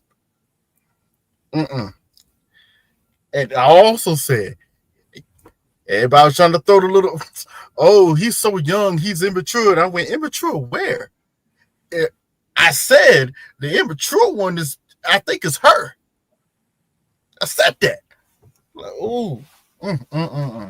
Man, listen. Now, don't get me wrong. I got a little bit of smoke for him. But most of it, yeah, I do. I got a little bit of smoke for him. I get to the smoke for him. The only problem that I saw Alessandro do was when he was having a conversation with her friends at that dinner table. Now here we are again in another situation where you're trying to have a conversation with your friends, and the friends are obviously rude as hell. They were pissing me off. Pissing me off. But he's made a mistake. And this is just a bit of advice to him, and men and women can take this too. Listen. Do not try to look for allies in the opposition, especially when they're your opposition allies. Okay, these are her friends. You know, the only thing that can just keep it real, the only thing that can bring them on your side is by your own actions, how you carry yourself. That's it. You cannot convince them that she's doing this and that and third, because they're not going to see it that way. Right. Because they're the same as she is. Let me repeat that. They are the same as she is. That argument that we saw on in the apartment cam, she was all of a sudden acting the same way her friends did at that dinner. Very high and mighty. Put you down. Like, I was like, whoa, who is this woman? Hold on, Alessandro. Is this what you had been dealing with the whole time? Yikes. Yikes. Which now explains some of his behavior. It explains a little bit of his behavior. Because, he's moving like he likes it, but he's hesitant. If you notice, he's always been a little hesitant when it comes to certain things. I'm like, oh, I can kind of see why. She popping off like this. And mind you, she's only popping off when she's not getting her way. She's a brat. Mm-hmm. She's a brat. But we got to back it up and see where it really started from the audience point, where it really started at, when it really go pick up her old ass dog that's on his last legs, literally. That poor dog. I was like, look, that dog was old. That poor dog could barely get up. I'm like, Lord have mercy, poor Tyson. He at the end of his rope. Just let him lay down. You don't need to go for no more walks. Let him lay down. He just stay there. But he go pick this dog up. And that was Alicia's house, right? She was just house sitting. The friend was just house sitting. Yeah.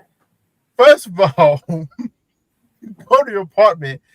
You can't find nothing in your own daggone apartment.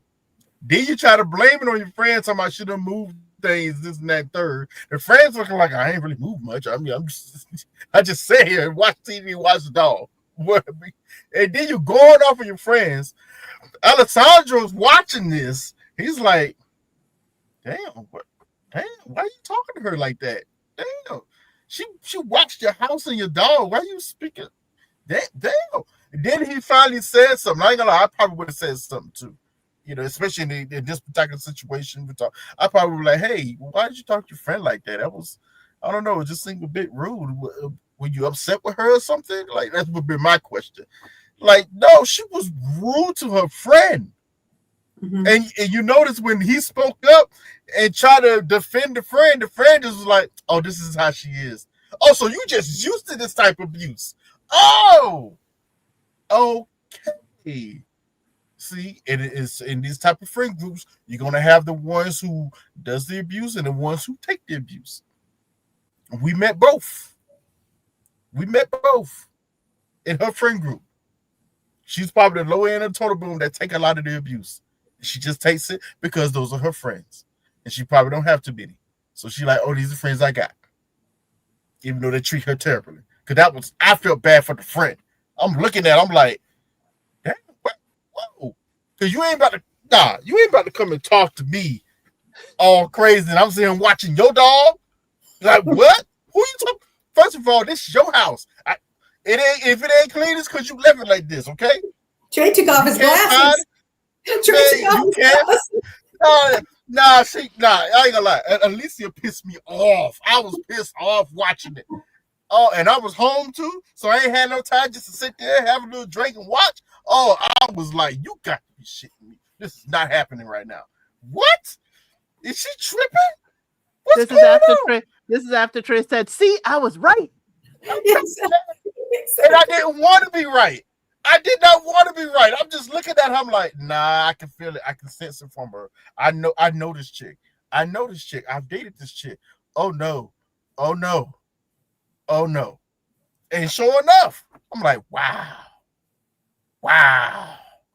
It was, oh my. Okay. Why is a coffee pot in the living room?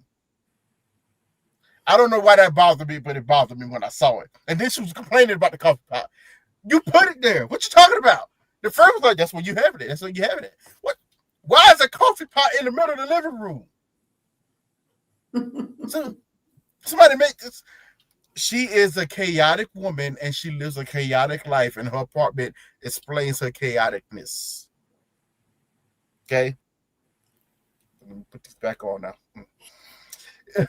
Yes, she is a very chaotic woman. Now, like I said, my issue with him when Alessandro saw that he wasn't getting no support from her friends or whatever because of her behaviors or whatnot, he started to throw a temper tantrum. I didn't like that. You know, we be regular trade. This is me all the time.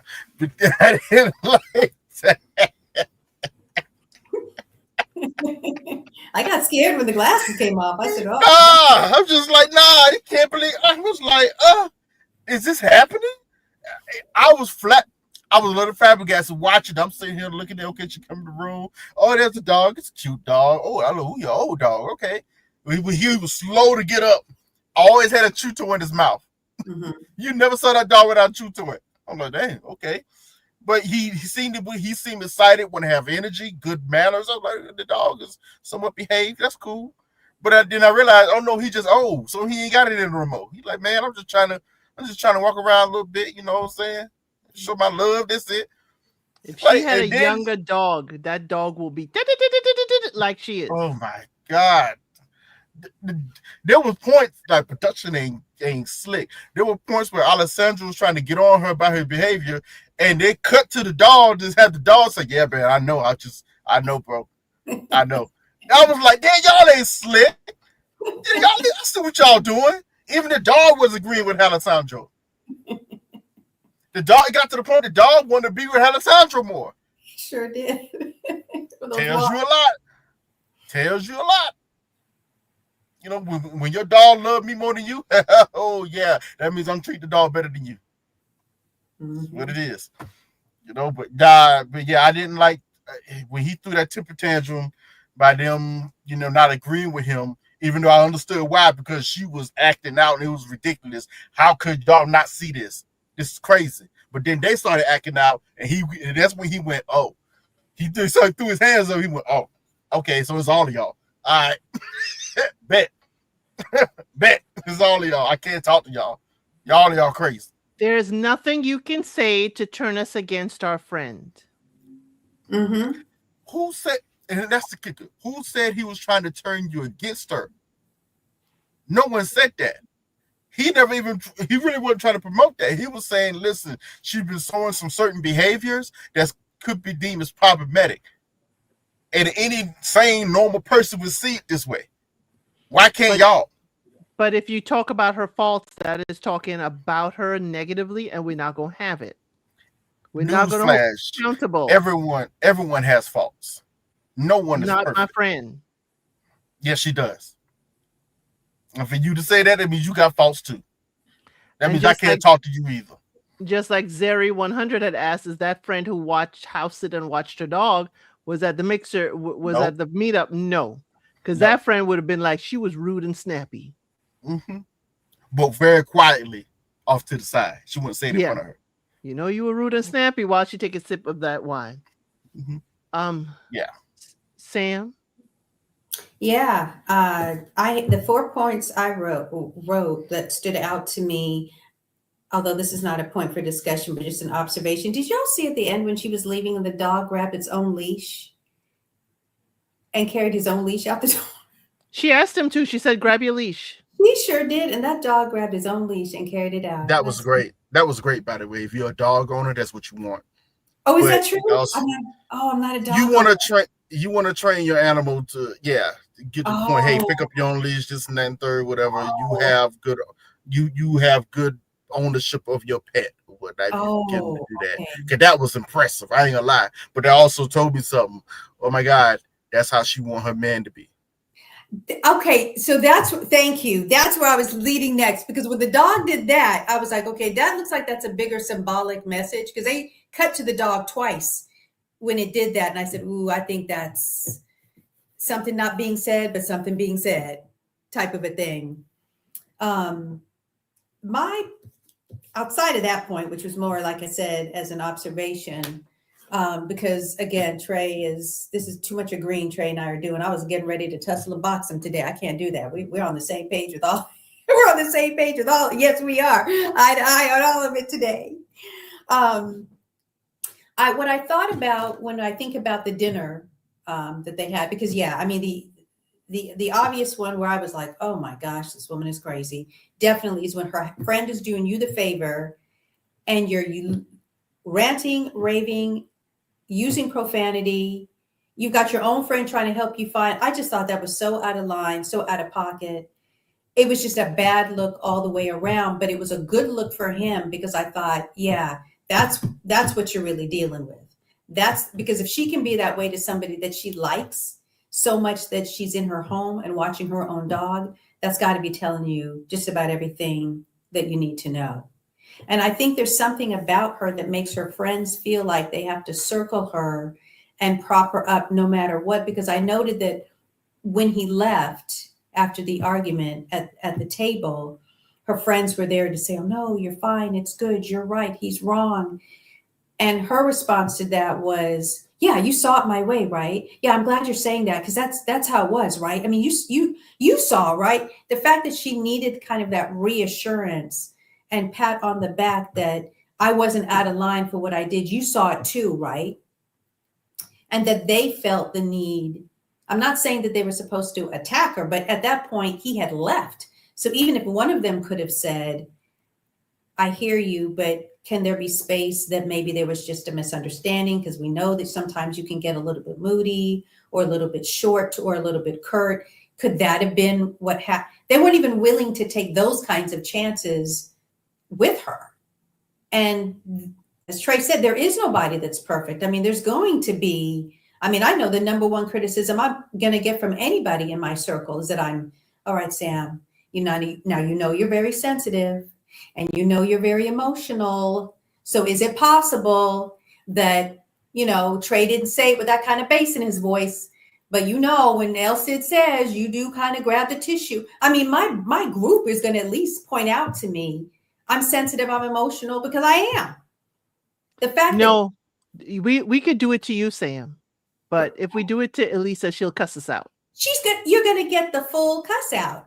And her friends didn't feel they would say anything, but just circle her and say, no, everything's okay. Now, where I do think, and that it was a misstep on his part, I just wouldn't have revisited the argument.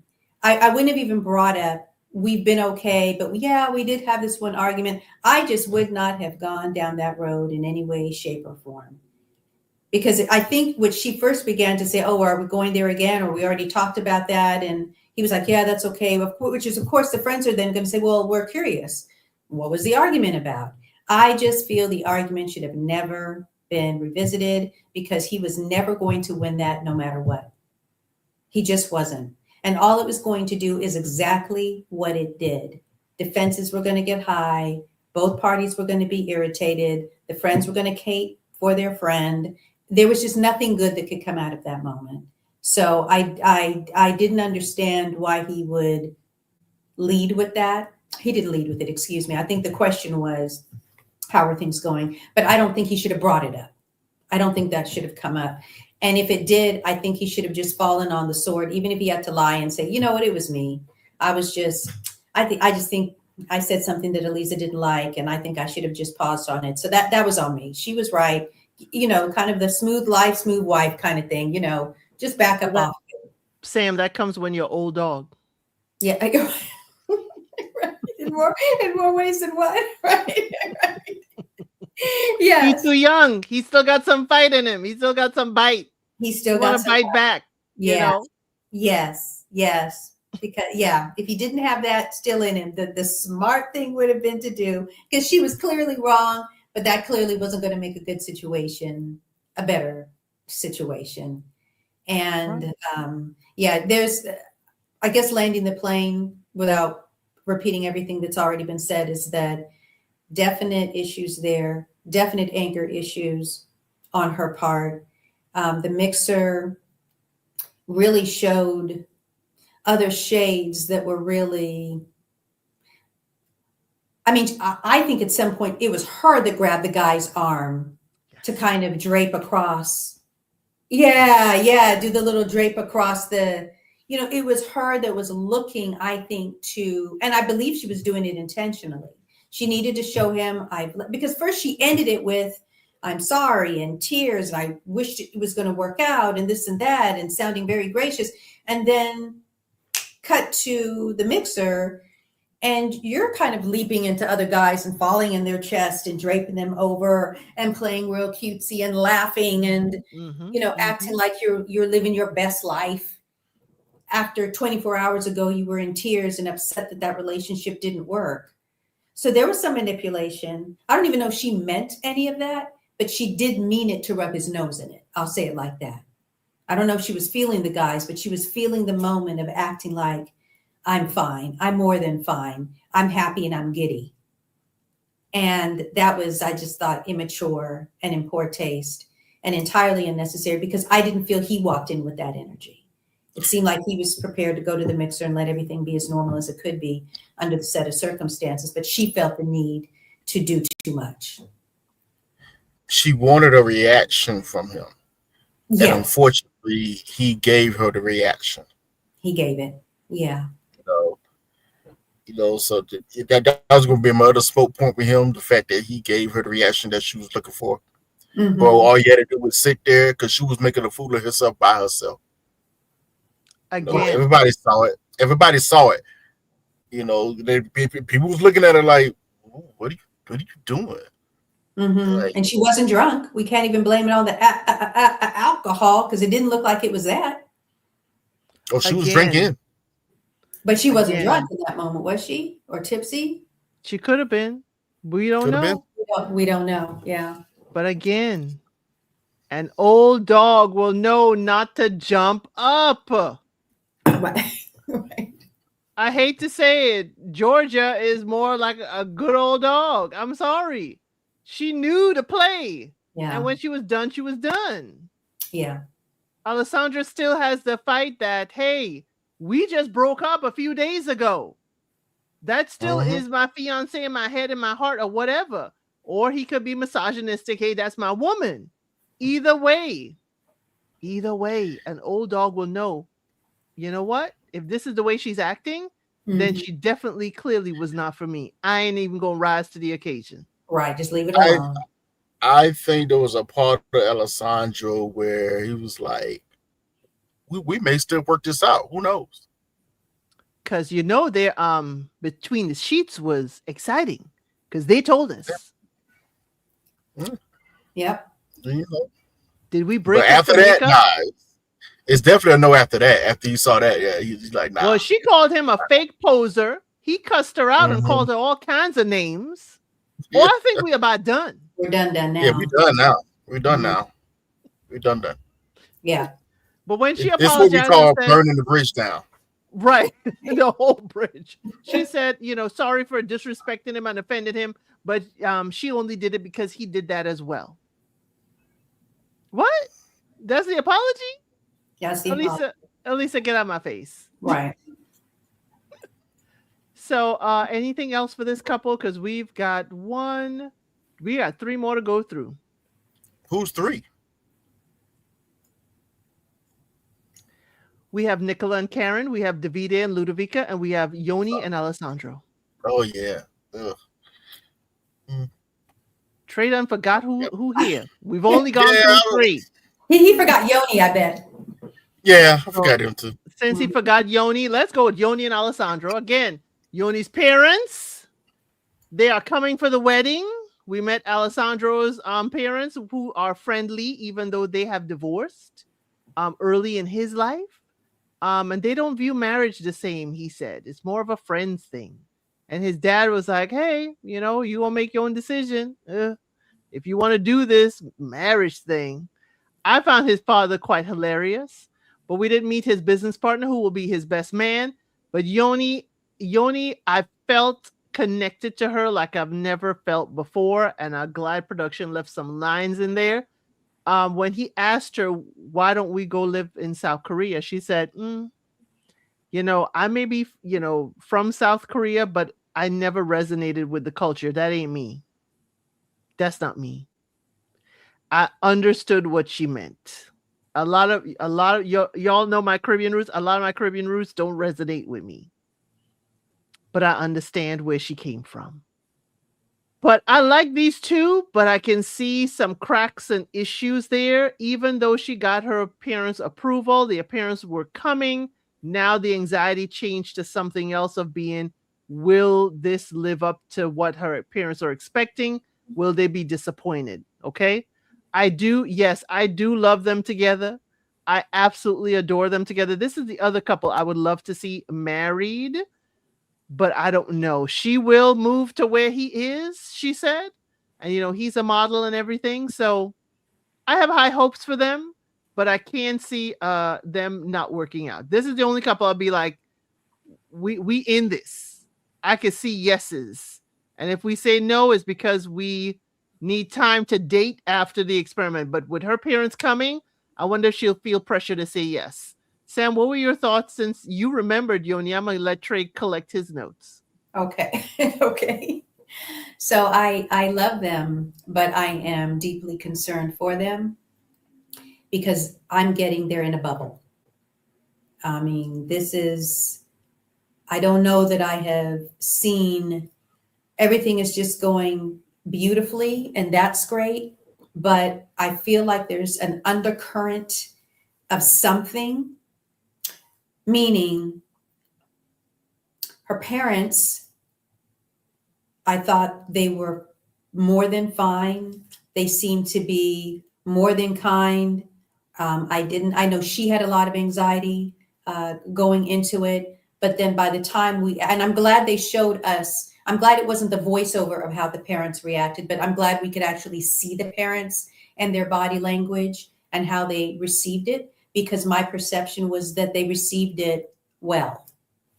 And you guys can correct me if you saw something different. I did not see anything that set off alarms to me that made me think, I mean, reticence, kind of the normal, okay, it's a bit soon type of a thing, but it wasn't giving Archie Bunker. It wasn't giving, I don't know about this type of a thing. I didn't get that vibe from them, but I'm getting it from her.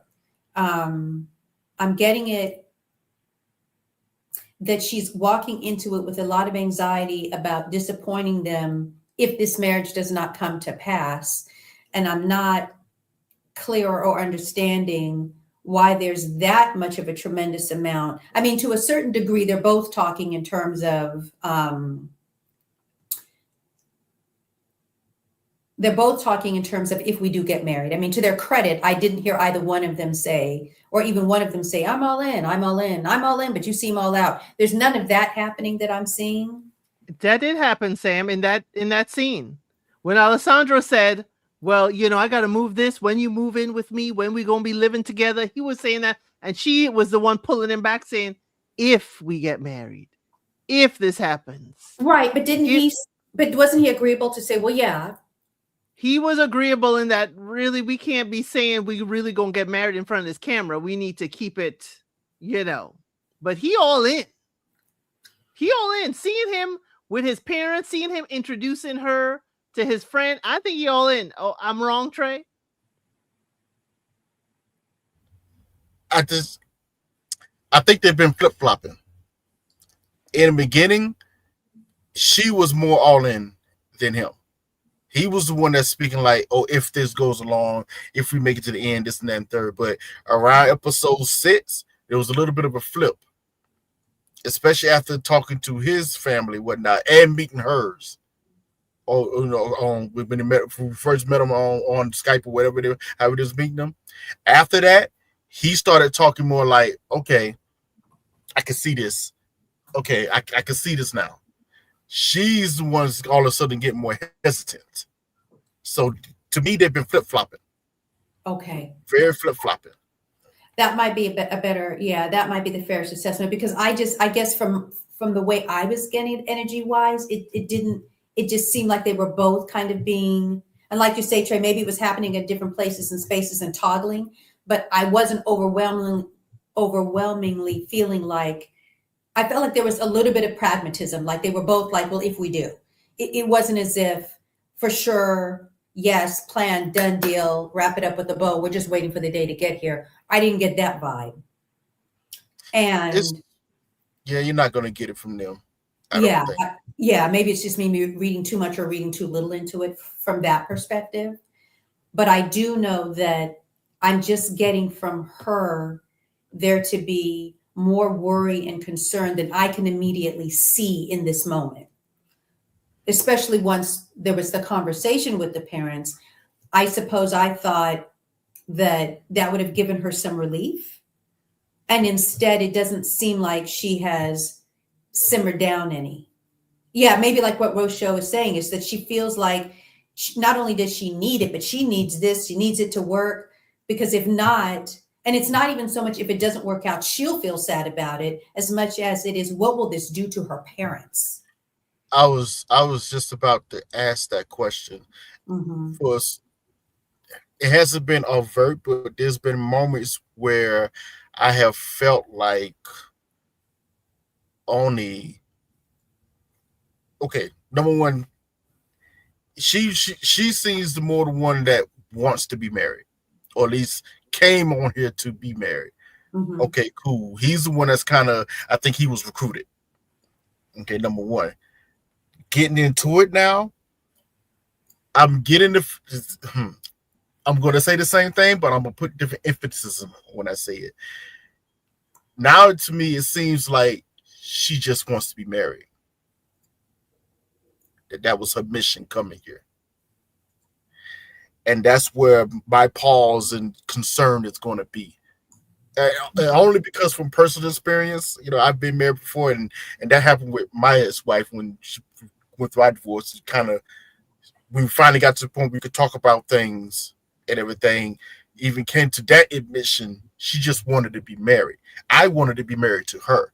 Mm-hmm. I found out she just wanted to be married. So I'm like, okay, they threw me for a loop to try to understand that dynamic. And there's some women out there. She is how old is Oni? How old is she? What, She's in her there's, 30s, right? She is 34 okay. She's and 34. he is 34 as well. She's a 34-year-old Korean woman that is unmarried. Yeah. Just put it out there. Yeah. Just put it out there. And the way her parents reacted, I'm gonna be honest with you, it felt as if they were just happy that she was getting married. Yeah. Take my daughter, please, please. Yes, Yeah. we've been waiting for so long. Yeah. It seemed like she was worried about their different dynamic in the first place, which is a real concern. But Mm-hmm. the way her parents was acting, oh, thank you. Thank you. Yes. Yeah. Take her off our hands. Almost to the, and I don't mean that in more of a derogatory term of how it's coming off. I mean in the sense of in that culture and many cultures around the world, okay, a lot of parents, especially fathers, reacted, no, I am responsible for her until she leaves my household, and in their mind, leaving the household is her getting married. Now that's your husband's responsibility. Mm-hmm. I don't have to worry about her as much. That's what I was getting from him. He was like, oh, finally.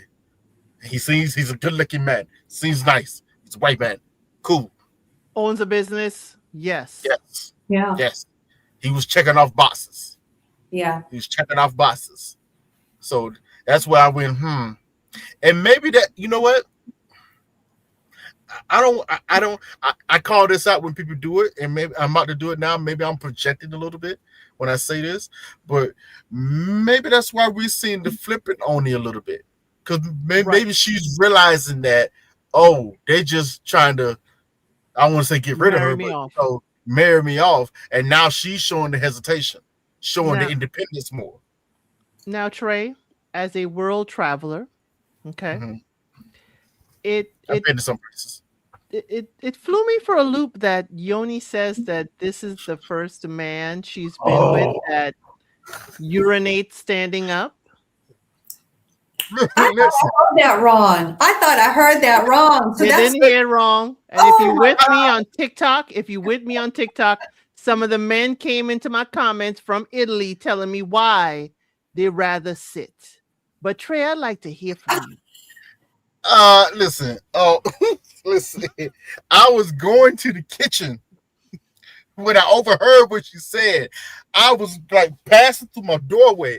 I stopped like halfway out the door. Like, whoa, what she say? What? Huh? What do you mean by that? That's my first question. What do you mean by that? Then I went, okay, hold on.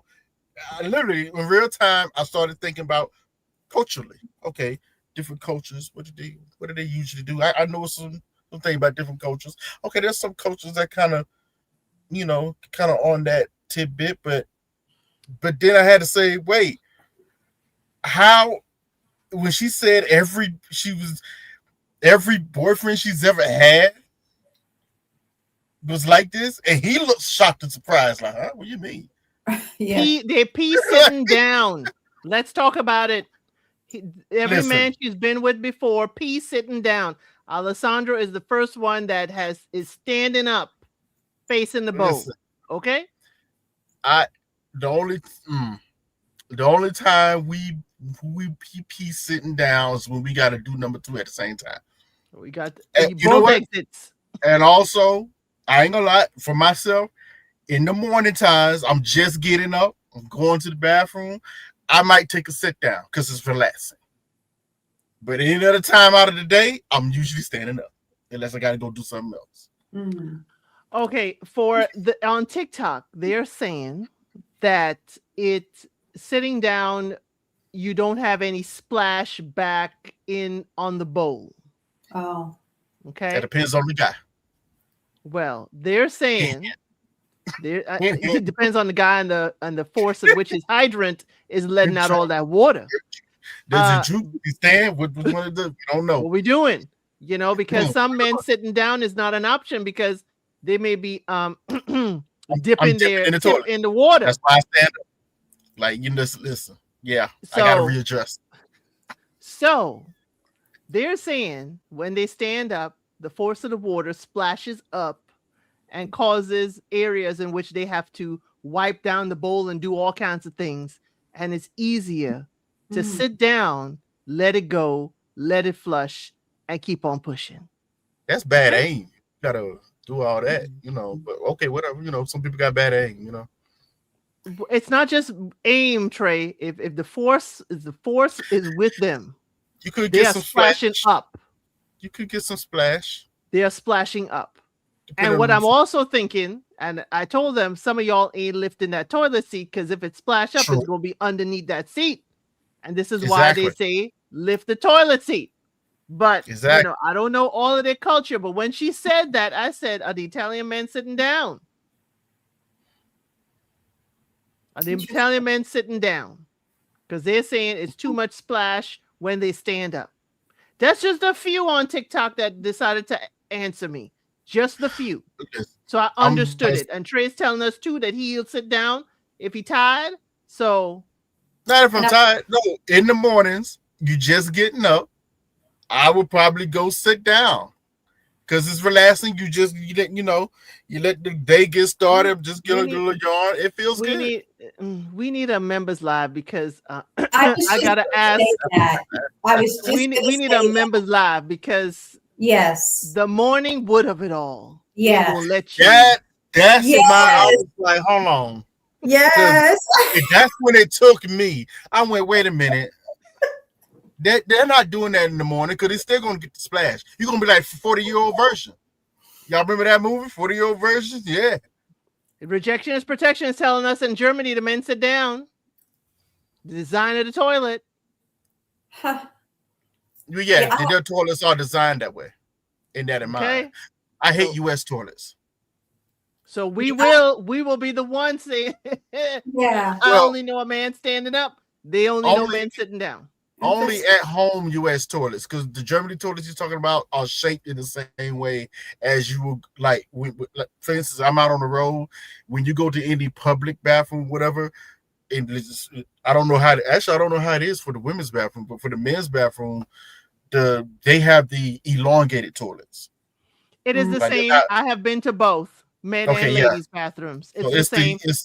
it's the elongated toilets. It's more of an oval shape. Elongated Yes. toilets with the lid cut out in the front. Yes, So it's it's the mm. same in the easier. ladies.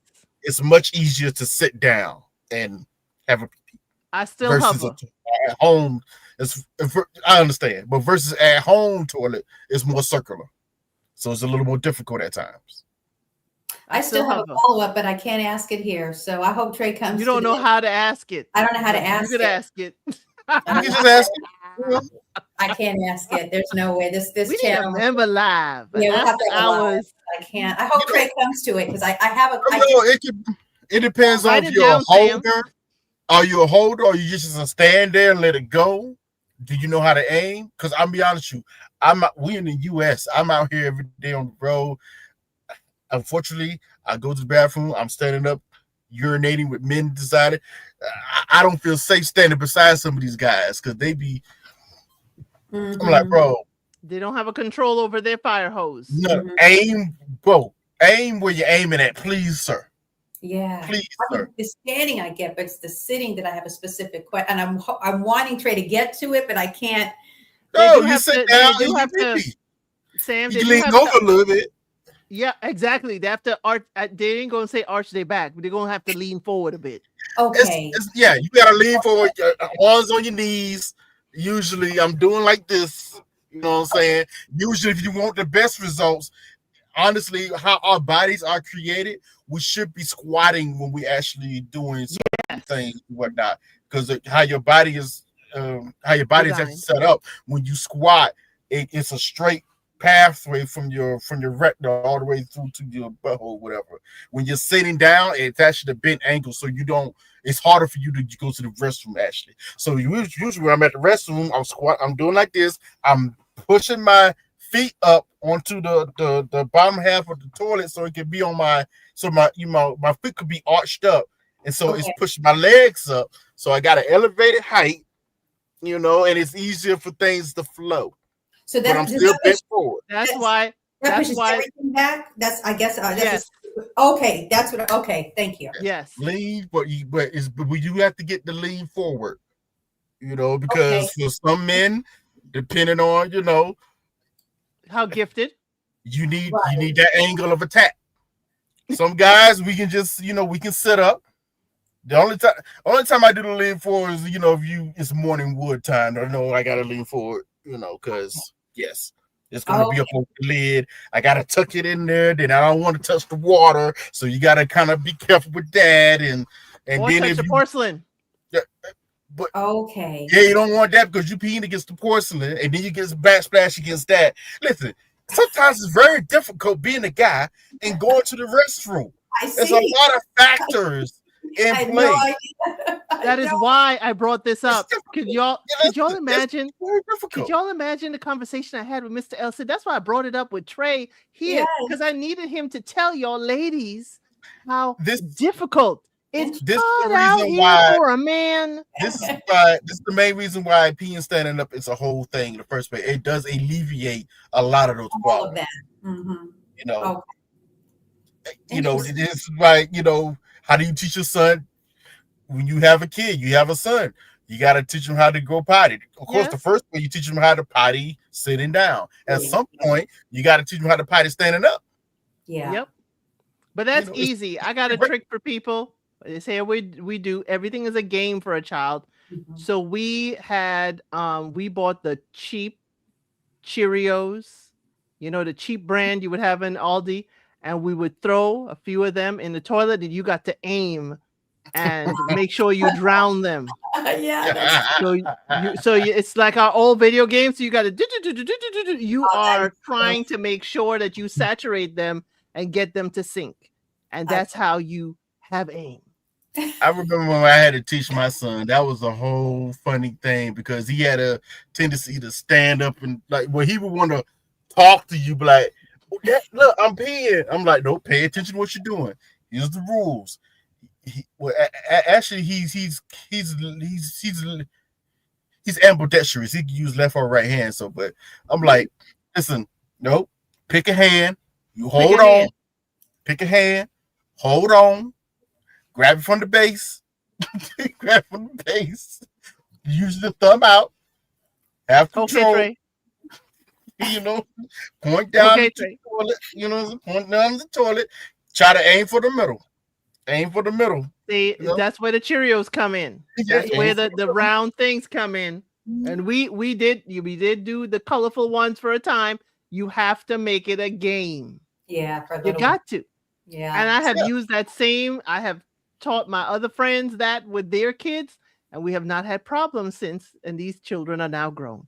But I said I had to bring that up because that was quite interesting to Yes. learn about the gentleman, and I wanted to get Trey's thoughts on that. Trey, I know you have to part ways with us pretty In soon, I give you a few in a more little minutes. bit. Few more minutes. Who do you want to talk about? And I'll let you lead. Oh, Yeah. let's go ahead and hit up the pretty couple. Nicola and Karen. Yeah, Karen. Yes. Interesting. I think To they're see. playing in our face, but go ahead. Yes, they are. Both of them. Both of them. They're reminding me of Sylvia and Chem from Mexico. Played in our face. Mm, yeah. Something off with them. He's halfway lying to her, but she's kind of accepting it. I'm like, okay, what's really going on here about his whole family thing? He knew his mom and dad wasn't really feeling it, but he gonna tell her, "Oh yeah, they're great, they're great." I was like, "What?" Lies. Yeah. But I had told somebody else was watching the show. I was like, you know what? I think I know why he did that. He was wrong, but I don't know why. He needed time to work on them. He knew they would come around. He just needed to work on them a few days and whatnot, which is exactly what happened. Mm-hmm. Probably talked to him for a little while, worked on the next few days. Hey, this is happening. Meet her. Goes pretty well, actually. Goes pretty well.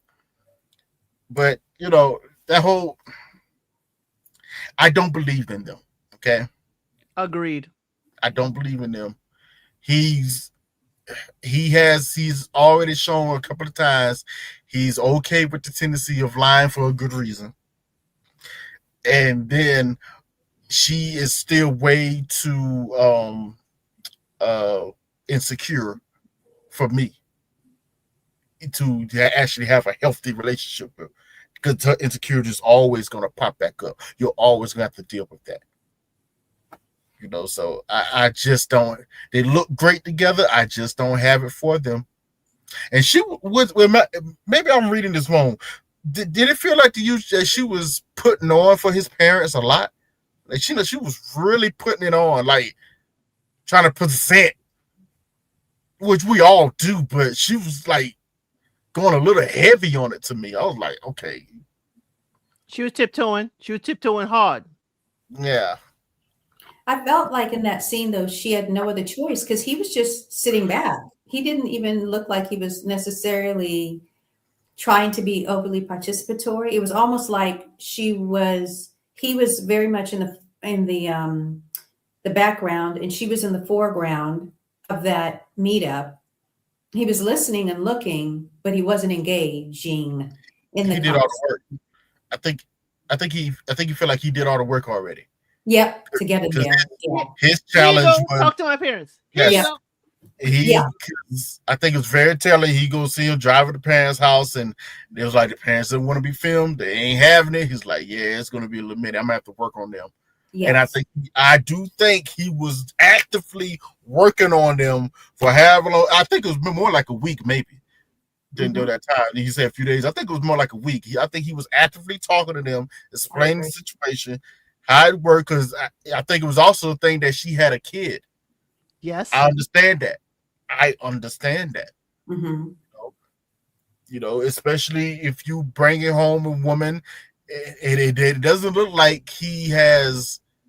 It doesn't look like he brings a lot of chicks home in the first place. Mm-hmm. Number one, which is good and bad. But Mm-hmm. number one, he don't bring too many chicks around in the first place. So he's Mm-hmm. bringing a woman around. That's big off rip.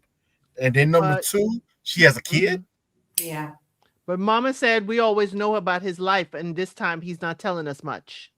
Yeah, Yeah. that still don't mean he's bringing chicks around. They just know about his life. They just know about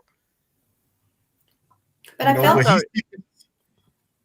the fact that he's not talking about this one as much does lead me to think he actually likes her a whole lot more than he's showing that he likes her. He likes her Right. a lot.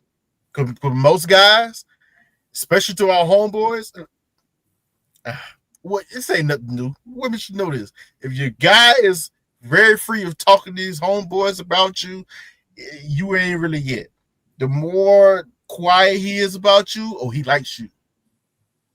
Now he's trying to keep you on the wraps for a number of reasons.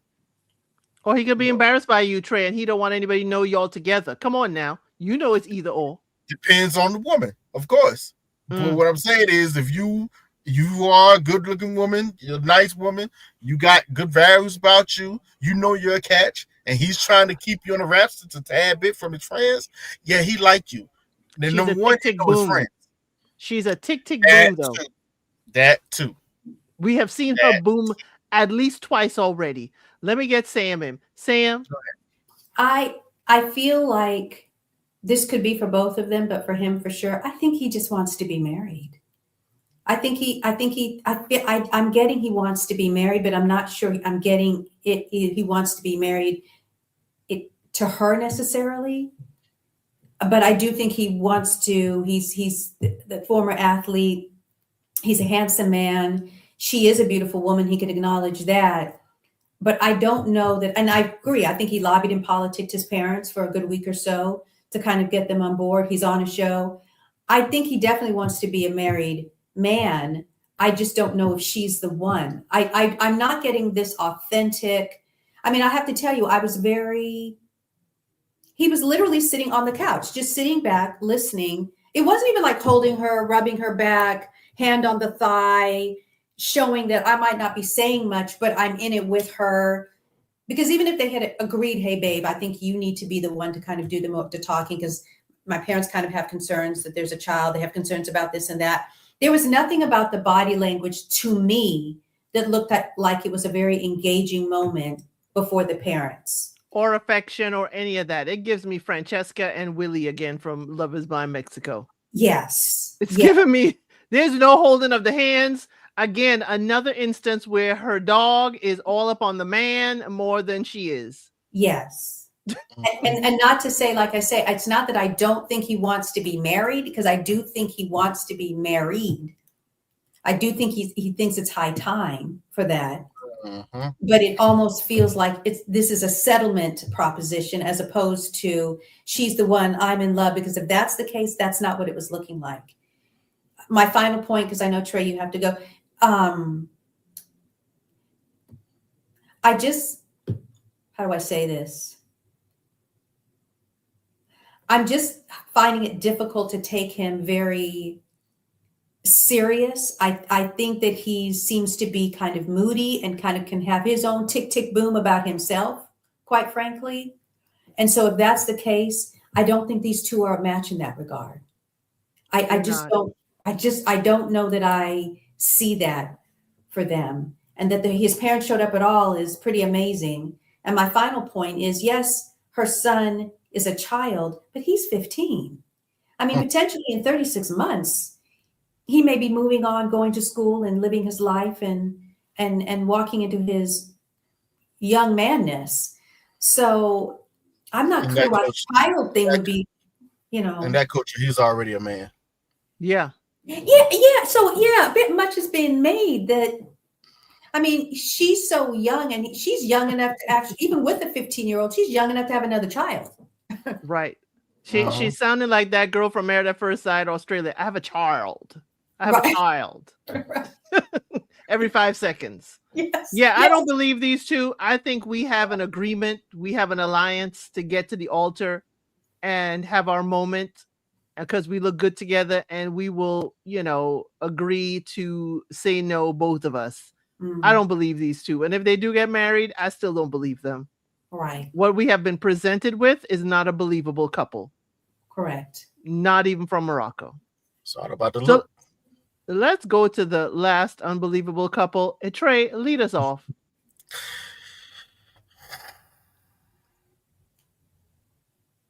I think Ludovica here for play. I think she's ultimately here for play. And that's crazy to say given Davide and his foolishness. Because are we going to talk about real quick this whole friend situation that was watching the house with his the keys? the situationship, he has two issues. The two issues is that y'all, he had an not even an ex, a woman that he was with right before he went off to this experiment It was a is house knockoff. sitting for him, or is his neighbor and has the key to his house, and he has to Mm-hmm. go get the key from her. Mm-hmm. Also, we have performance anxiety Mm-hmm. from Davide. Mm-hmm. We have a lot of male questions and issues to talk about, Trey. But yes, Listen, Ludovica, though, you in the street yelling at this man about a yeah, woman that he was with right before this, no come on. bueno. Come on. Come on Not with at it. all. Like, Not a good look. But I would still be, yeah. First of all, I would go with him and see how he picks up the key because I need to see how y'all interacting. And if we exactly. She didn't together, want to go. you got to move because she right down the hall. That's easy access. But Mhm. Trey, let me let you go. Let me let you The whole handle him, please. how he handled that whole situation was ridiculous and foolish. Yet I understand why, because he's just like in his mind, she truly was. She was just a neighbor. She's just a woman. We might have had a good time here and there. That's it. They just had a good time. They were probably. This is one of those relationships. They probably are friends and maybe had a little time or two, and that's how it's going to remain. They ain't going to be together on that day. It's just, hey, come on through. Hey, you come through. Okay, boom. This is what it is. They'll. He probably does literally just have a friends with benefit situation with her. He could probably cut it off with her. Hey, I got a woman now. Okay, cool. Do you, baby? They do exist. It's rare, but it exists. How he handled it though? Come on, bro. He knew it was going to be a situation, which leads me to say how Ludovica reacted was interesting to me because when he's let it slip, I told her from the get-go that this was a situation. So now that she's acted out about it, it's weird. I went, wait a minute now, hold on. If that is true, Ludovica, what's up? What's going on here? Hold on. Why are you getting all bent out of shape? Especially if he told you from the get go, yeah, I got a friend, this happened, blah, blah, blah, blah, yada, yada. Oh, okay, cool. But now you want to act like on camera? Because now it's time to act out? Okay. Wait a minute now. In Morocco, we found out that he said it was just a friend. And when Karen was the one asking him questions, if he kissed this woman, if he slept with this woman, that's when he Yeah. admitted it. We still don't know if that's what he admitted it to them. I don't know if he told her that from Jump Street or not. The only time we saw her trip out is when they got back. At least in Well, the episode since. her dad say he is a salesman. He will sell you everything. Hey, and I can believe that. I can believe that. He does try to sell everything. That's what he is. The funny, okay, the performance anxiety. I'll be honest. I kind of get it. I kind of get it. Because I'm looking at their particular situation. I'm like, all right, they meet each other, right? You in this particular situation, David was second choice. We all know this. The whole Nikolai and all that stuff. He was second choice. It's the settlement. Okay, boom. She made it known that no hanky panky was going to go down in the beginning, right? She was very loud about that. Okay, bet. He's a guy. I'm gonna tell you what happened. Just what at least what's happened to me. You tell me that, I will respect it, but I also change it shifts my mindset to that. All right, I'm gonna relax on you a little bit. It may come off me not touching you, feeling you as much, but that's what I gotta do to keep myself in check. We're gonna back up. Let's back up. Now all of a sudden she ready to go full throttle. All of a sudden she's full throttle. Whoa, hold on. I'm still in backup mode. I'm still in backup mode. And now you want me to go, and not only you want me to go full throttle, you're talking out in front of the cameras, everything, talking about you want me to go full throttle. That I'm weird for backing up when you the one that backed us up in the first place. And I might not be feeling you sexually like that for me to go full throttle. Hold on, let me get there. Let me get there. Now that down, I ain't gonna lie, it's just me giving a little bit of bail, just a little bit. But as far as them together, I don't really have too much because I don't believe neither one of them. I said weeks ago, they are perfect for each other because they're the same person. They actually act the exact same way with one another. They are the same person. The issues that he gonna find with her, he has in himself. The issues that she find with him, she has in herself. This was probably means that's why it's not going to work. I just found it very interesting that when she met his family, she started getting all emotional, crying or whatever because he has what she's always wanted: family ties, and that hit her hard in that scene. Like, oh my god, he literally does have what I want. Because we met her family, you can see the coldness off rip. Like, these people don't talk to each other. She said she barely talks to her mom. She probably ain't talked to her mom in a year. They ain't talked to her dad in a while. Like, and y'all trying to have this very close conversation. He was trying to get on her mom about how she was with her hat. There was nothing wrong with her hat. Well, she was, why you wearing I that? like it. Yeah, there was nothing wrong with her hat. Why you wearing that? I'm like, all right. I ain't gonna lie. It was one of the situations where I'm glad he didn't see that off rip because it would have been the same situation like when Alessandro met the house sitting friend. You was rude to them. Why are you rude to your parents like this? Like, you just meeting them. That's wow. You rude to them like that all the time? Are you just a rude person? Which we know she is. Mm-hmm. But so But it's like, what about his mother saying that she busy or his daddy saying he busy? He ain't gonna be able to make it without checking the calendar. that's true. But he said that about himself from the get go. They just reinforced what he already said about himself. I can see where the issue is going to be. She's kind of a needy person. So, yeah, that's going to be a problem for her, which is funny because he's a needy person too when he needs you. If he doesn't need you at the moment, he doesn't care if you're there until he Right. needs you. Right. But she's the same way. So it's like, that's what I say. They're weird. They're actually perfect for one another, but it's never going to work because they're actually perfect for one another.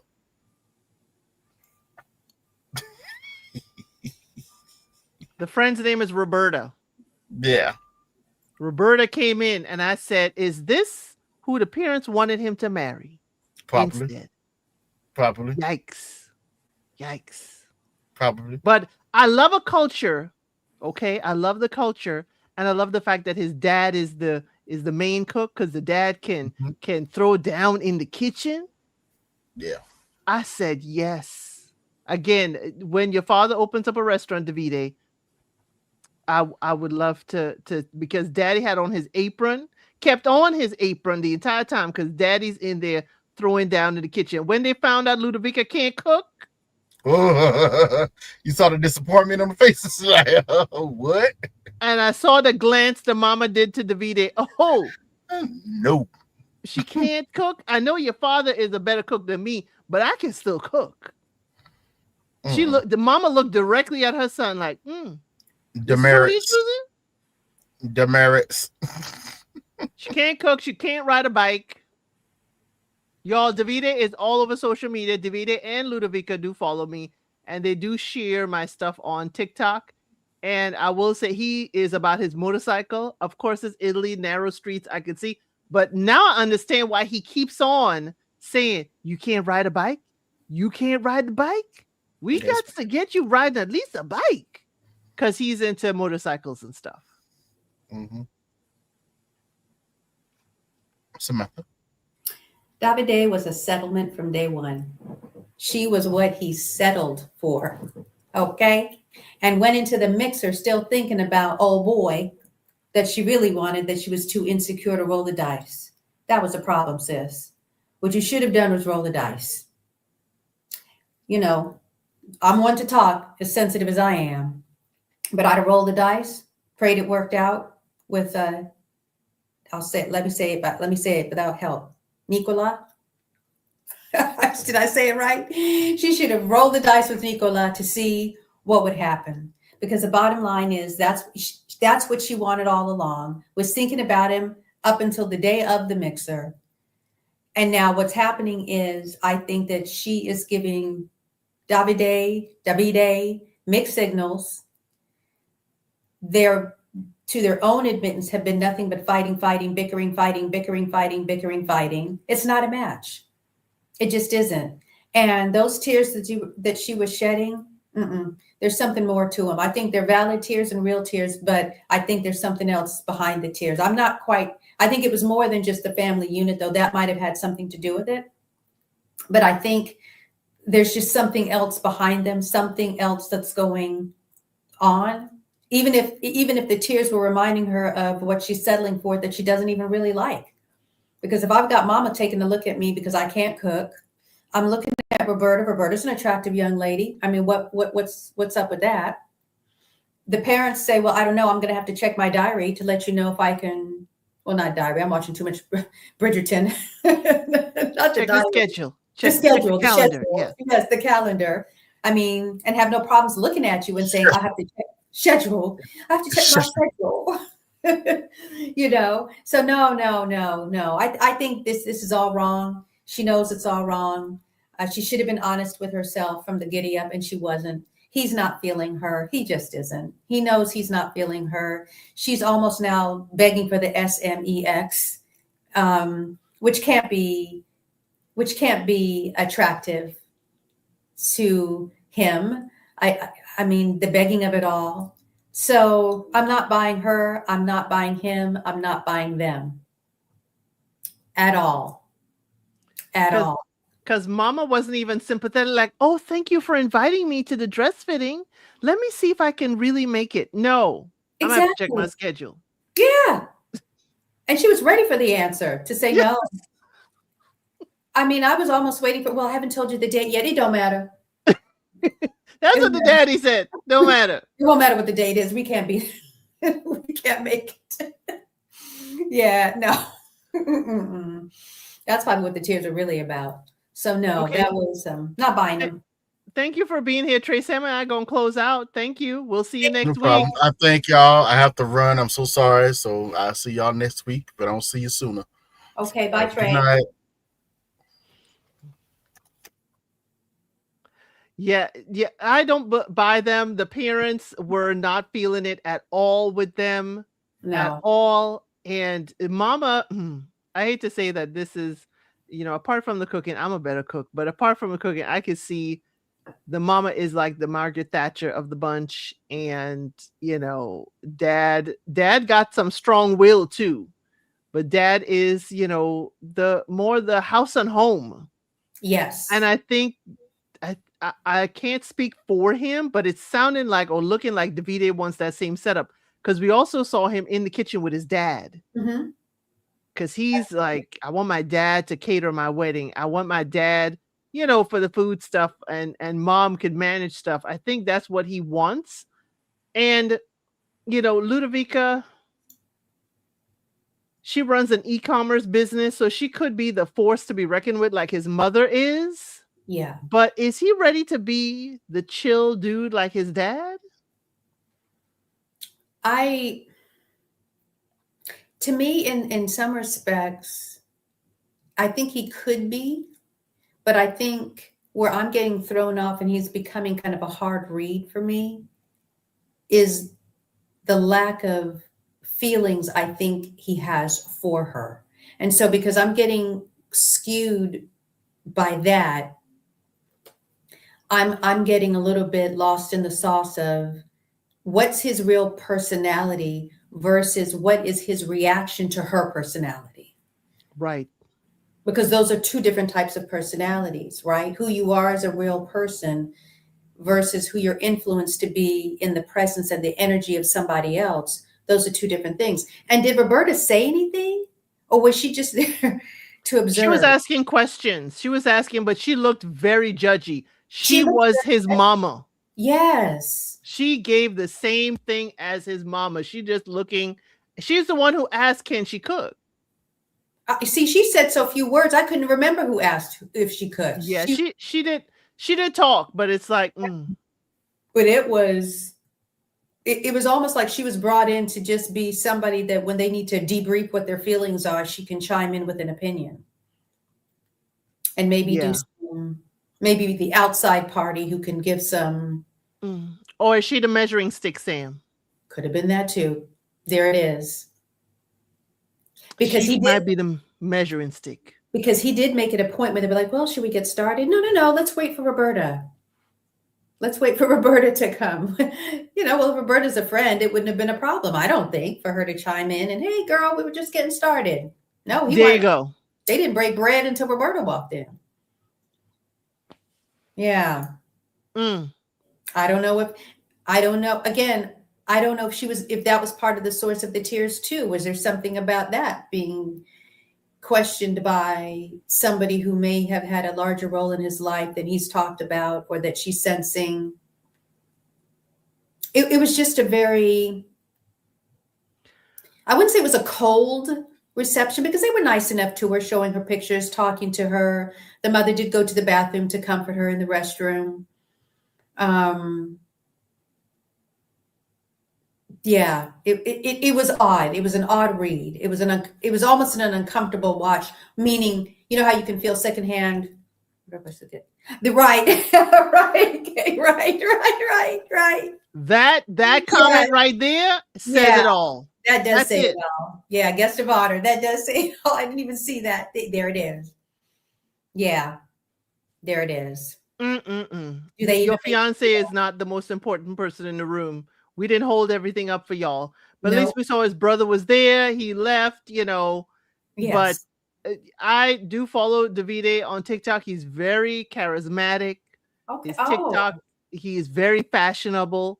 He knows, and he did say that in his in his fitting, and we saw in her dress fitting that she's very fashionable, fashion forward. And I was like, all of his things, he has the either he's in the color palette, the scheme. But again, I find that the Italian men know how to dress. I would not call them anything other than snazzy dressers. Right. Okay? The Italian men, they know their labels. They know the cut of a suit. They know how to dress. This is Italy. This is the fashion capital of the world. Yeah. So Davide dressing up and so forth, I kind of understood that as an Italian aesthetic for the men. Nicola has the same thing. Yes, he does. Giovanni has the same thing. Definitely. Alessandro B, not Alessandro A, but Alessandro B had the same kind of way. And even Parmi, in his own way, he liked quality, even though it's hoodies. It was still quality stuff. Right. The fashion for the man. And y'all, I've been told of TikTok, why am I saying fashion in that way? It's very hilarious. I've been told I'm half wrong because the French don't say sh, but the on is fine. So everybody's having a good old laugh with me on TikTok, with me, not at me, about saying fashion. But Davide, he dresses very well. It is not men's warehouse, but it's definitely well cut and well put together. Right. I mean, I like his laundry. I like him. I mean, I haven't seen anything problematic about him not except, because I don't see anything problematic about him, period. But I just feel I'm giving him a lot of grace because I feel that a lot of what he is a reaction to what she is. I guess that's what I'm trying to Okay, say. I can see that because, the first little snip he did was good thing we in Morocco and not in the North Pole, you doing Christmas trees with people and stuff. That I said, ooh, he Yeah, got some bite. he's got He bite. got he got some bite in him. I do like it. He is spicy. He Yeah. is spicy. If you have a chance to see him on TikTok and if you follow me, you could of course see him in the list of people that follow me. He is spicy, but he's the right amount of spice and dig. But every time I see him constantly going live, I say something wild is about to happen. Mm. Anytime I see people this much in the forefront on social media, they're not doing interviews, but they are, as I said, Karen hosted a live with her, Ludovica and Jordana. Anytime people are that much into the social media and out there talking so much about a show, I said, y'all are trying to get us to like you here Yes. and get ahead of something. Get Now, ahead. Yeah. Yeah. Davida may be a no. Davida may be a no. Meaning he may be the one to say no to her. Yeah. Oh, I could totally see that. Yeah. Yeah, No, totally. I always felt like I was your second choice. Yes. Yeah. I mean, I think her whole, if I ain't forgot the mixer and her reaction, I'm sure he ain't forgot either. Right. He ain't forgot. And neither did Nicola. Yeah, none of them have forgotten that. And with all the breakups, I need to know if at the reunion, y'all better ask Ludovica and Nicola if they went on a date. Thank you. Y'all better ask. Y'all better ask. Thank you.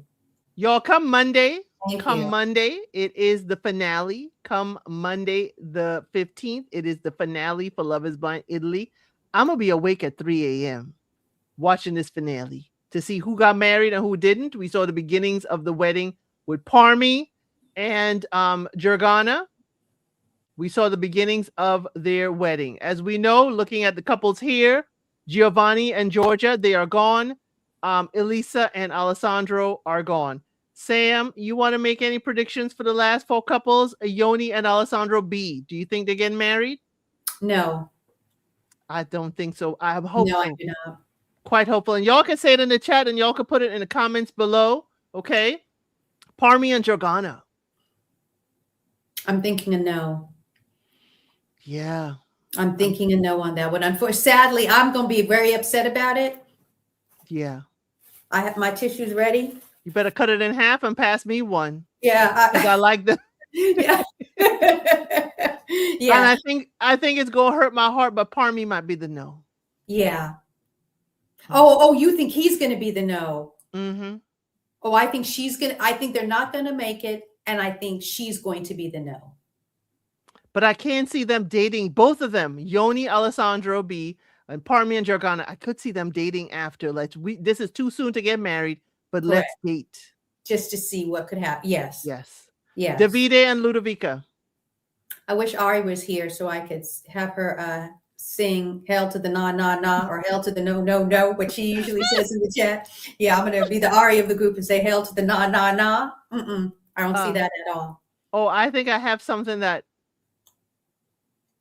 Okay, no, I thought I had something, but I have something else. Okay. I have a thing, something else. But Nicola and Karen. I'm sorry, guys. I got to say no to that one too. Oh yeah, we know them a no. Yeah, I'm sorry. I got to say no to that one too. They're playing in our face, so nobody gets married. Well, I have high hopes for Yoni and Alessandro B. Okay. Only because her parents are coming. I'm hoping it'll relax her a bit. I'm hoping she's gonna look at, okay, it's my age and he's a fine man. Okay.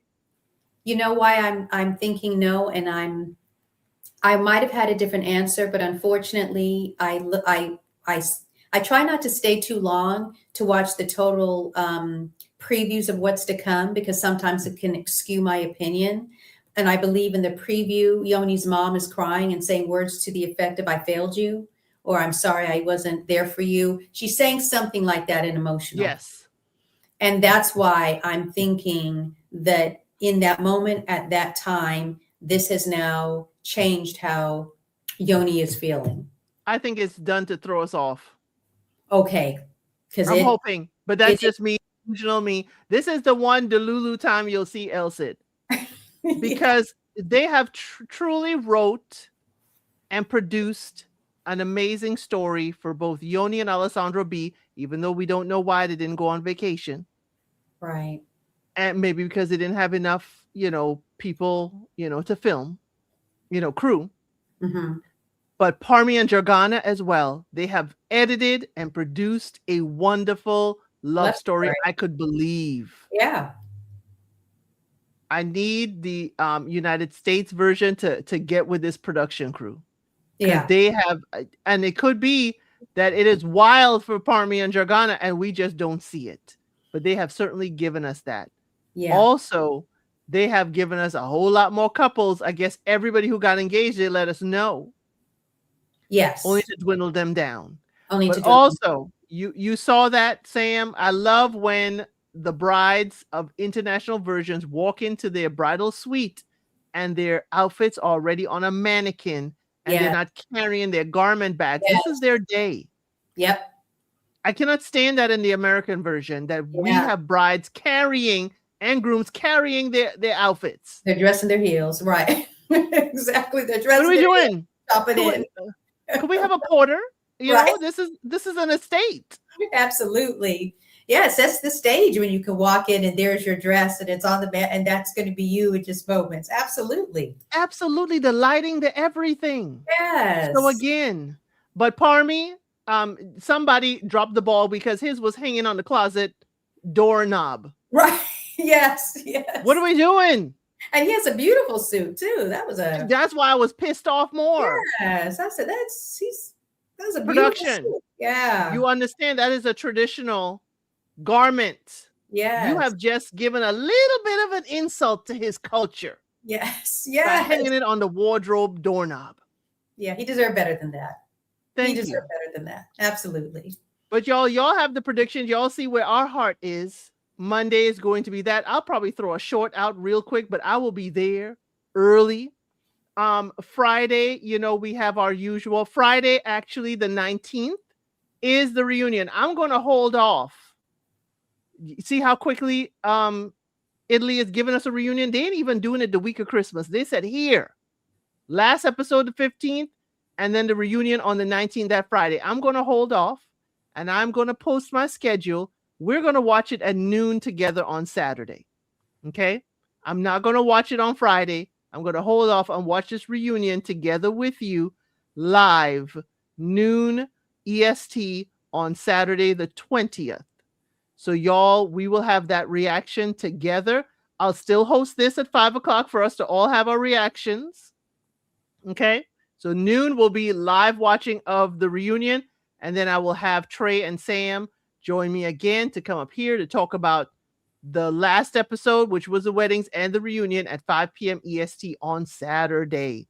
Okay? But we'll have our usual get together. Okay? Sam, thank you for being here. Thank you for joining me. My pleasure. I have so much fun with you guys doing this. I know. We're glad to have you here. But yes, everybody have an enjoyable weekend. Tomorrow, you'll see I have my week's worth of lives already out there, and I'll be posting the Love is Blind schedule and everything by tomorrow, end of day. Okay? Thank you all for being here all the way to the end. Make sure you hit that like on the way out. And as I always say, I'll see you on the next one.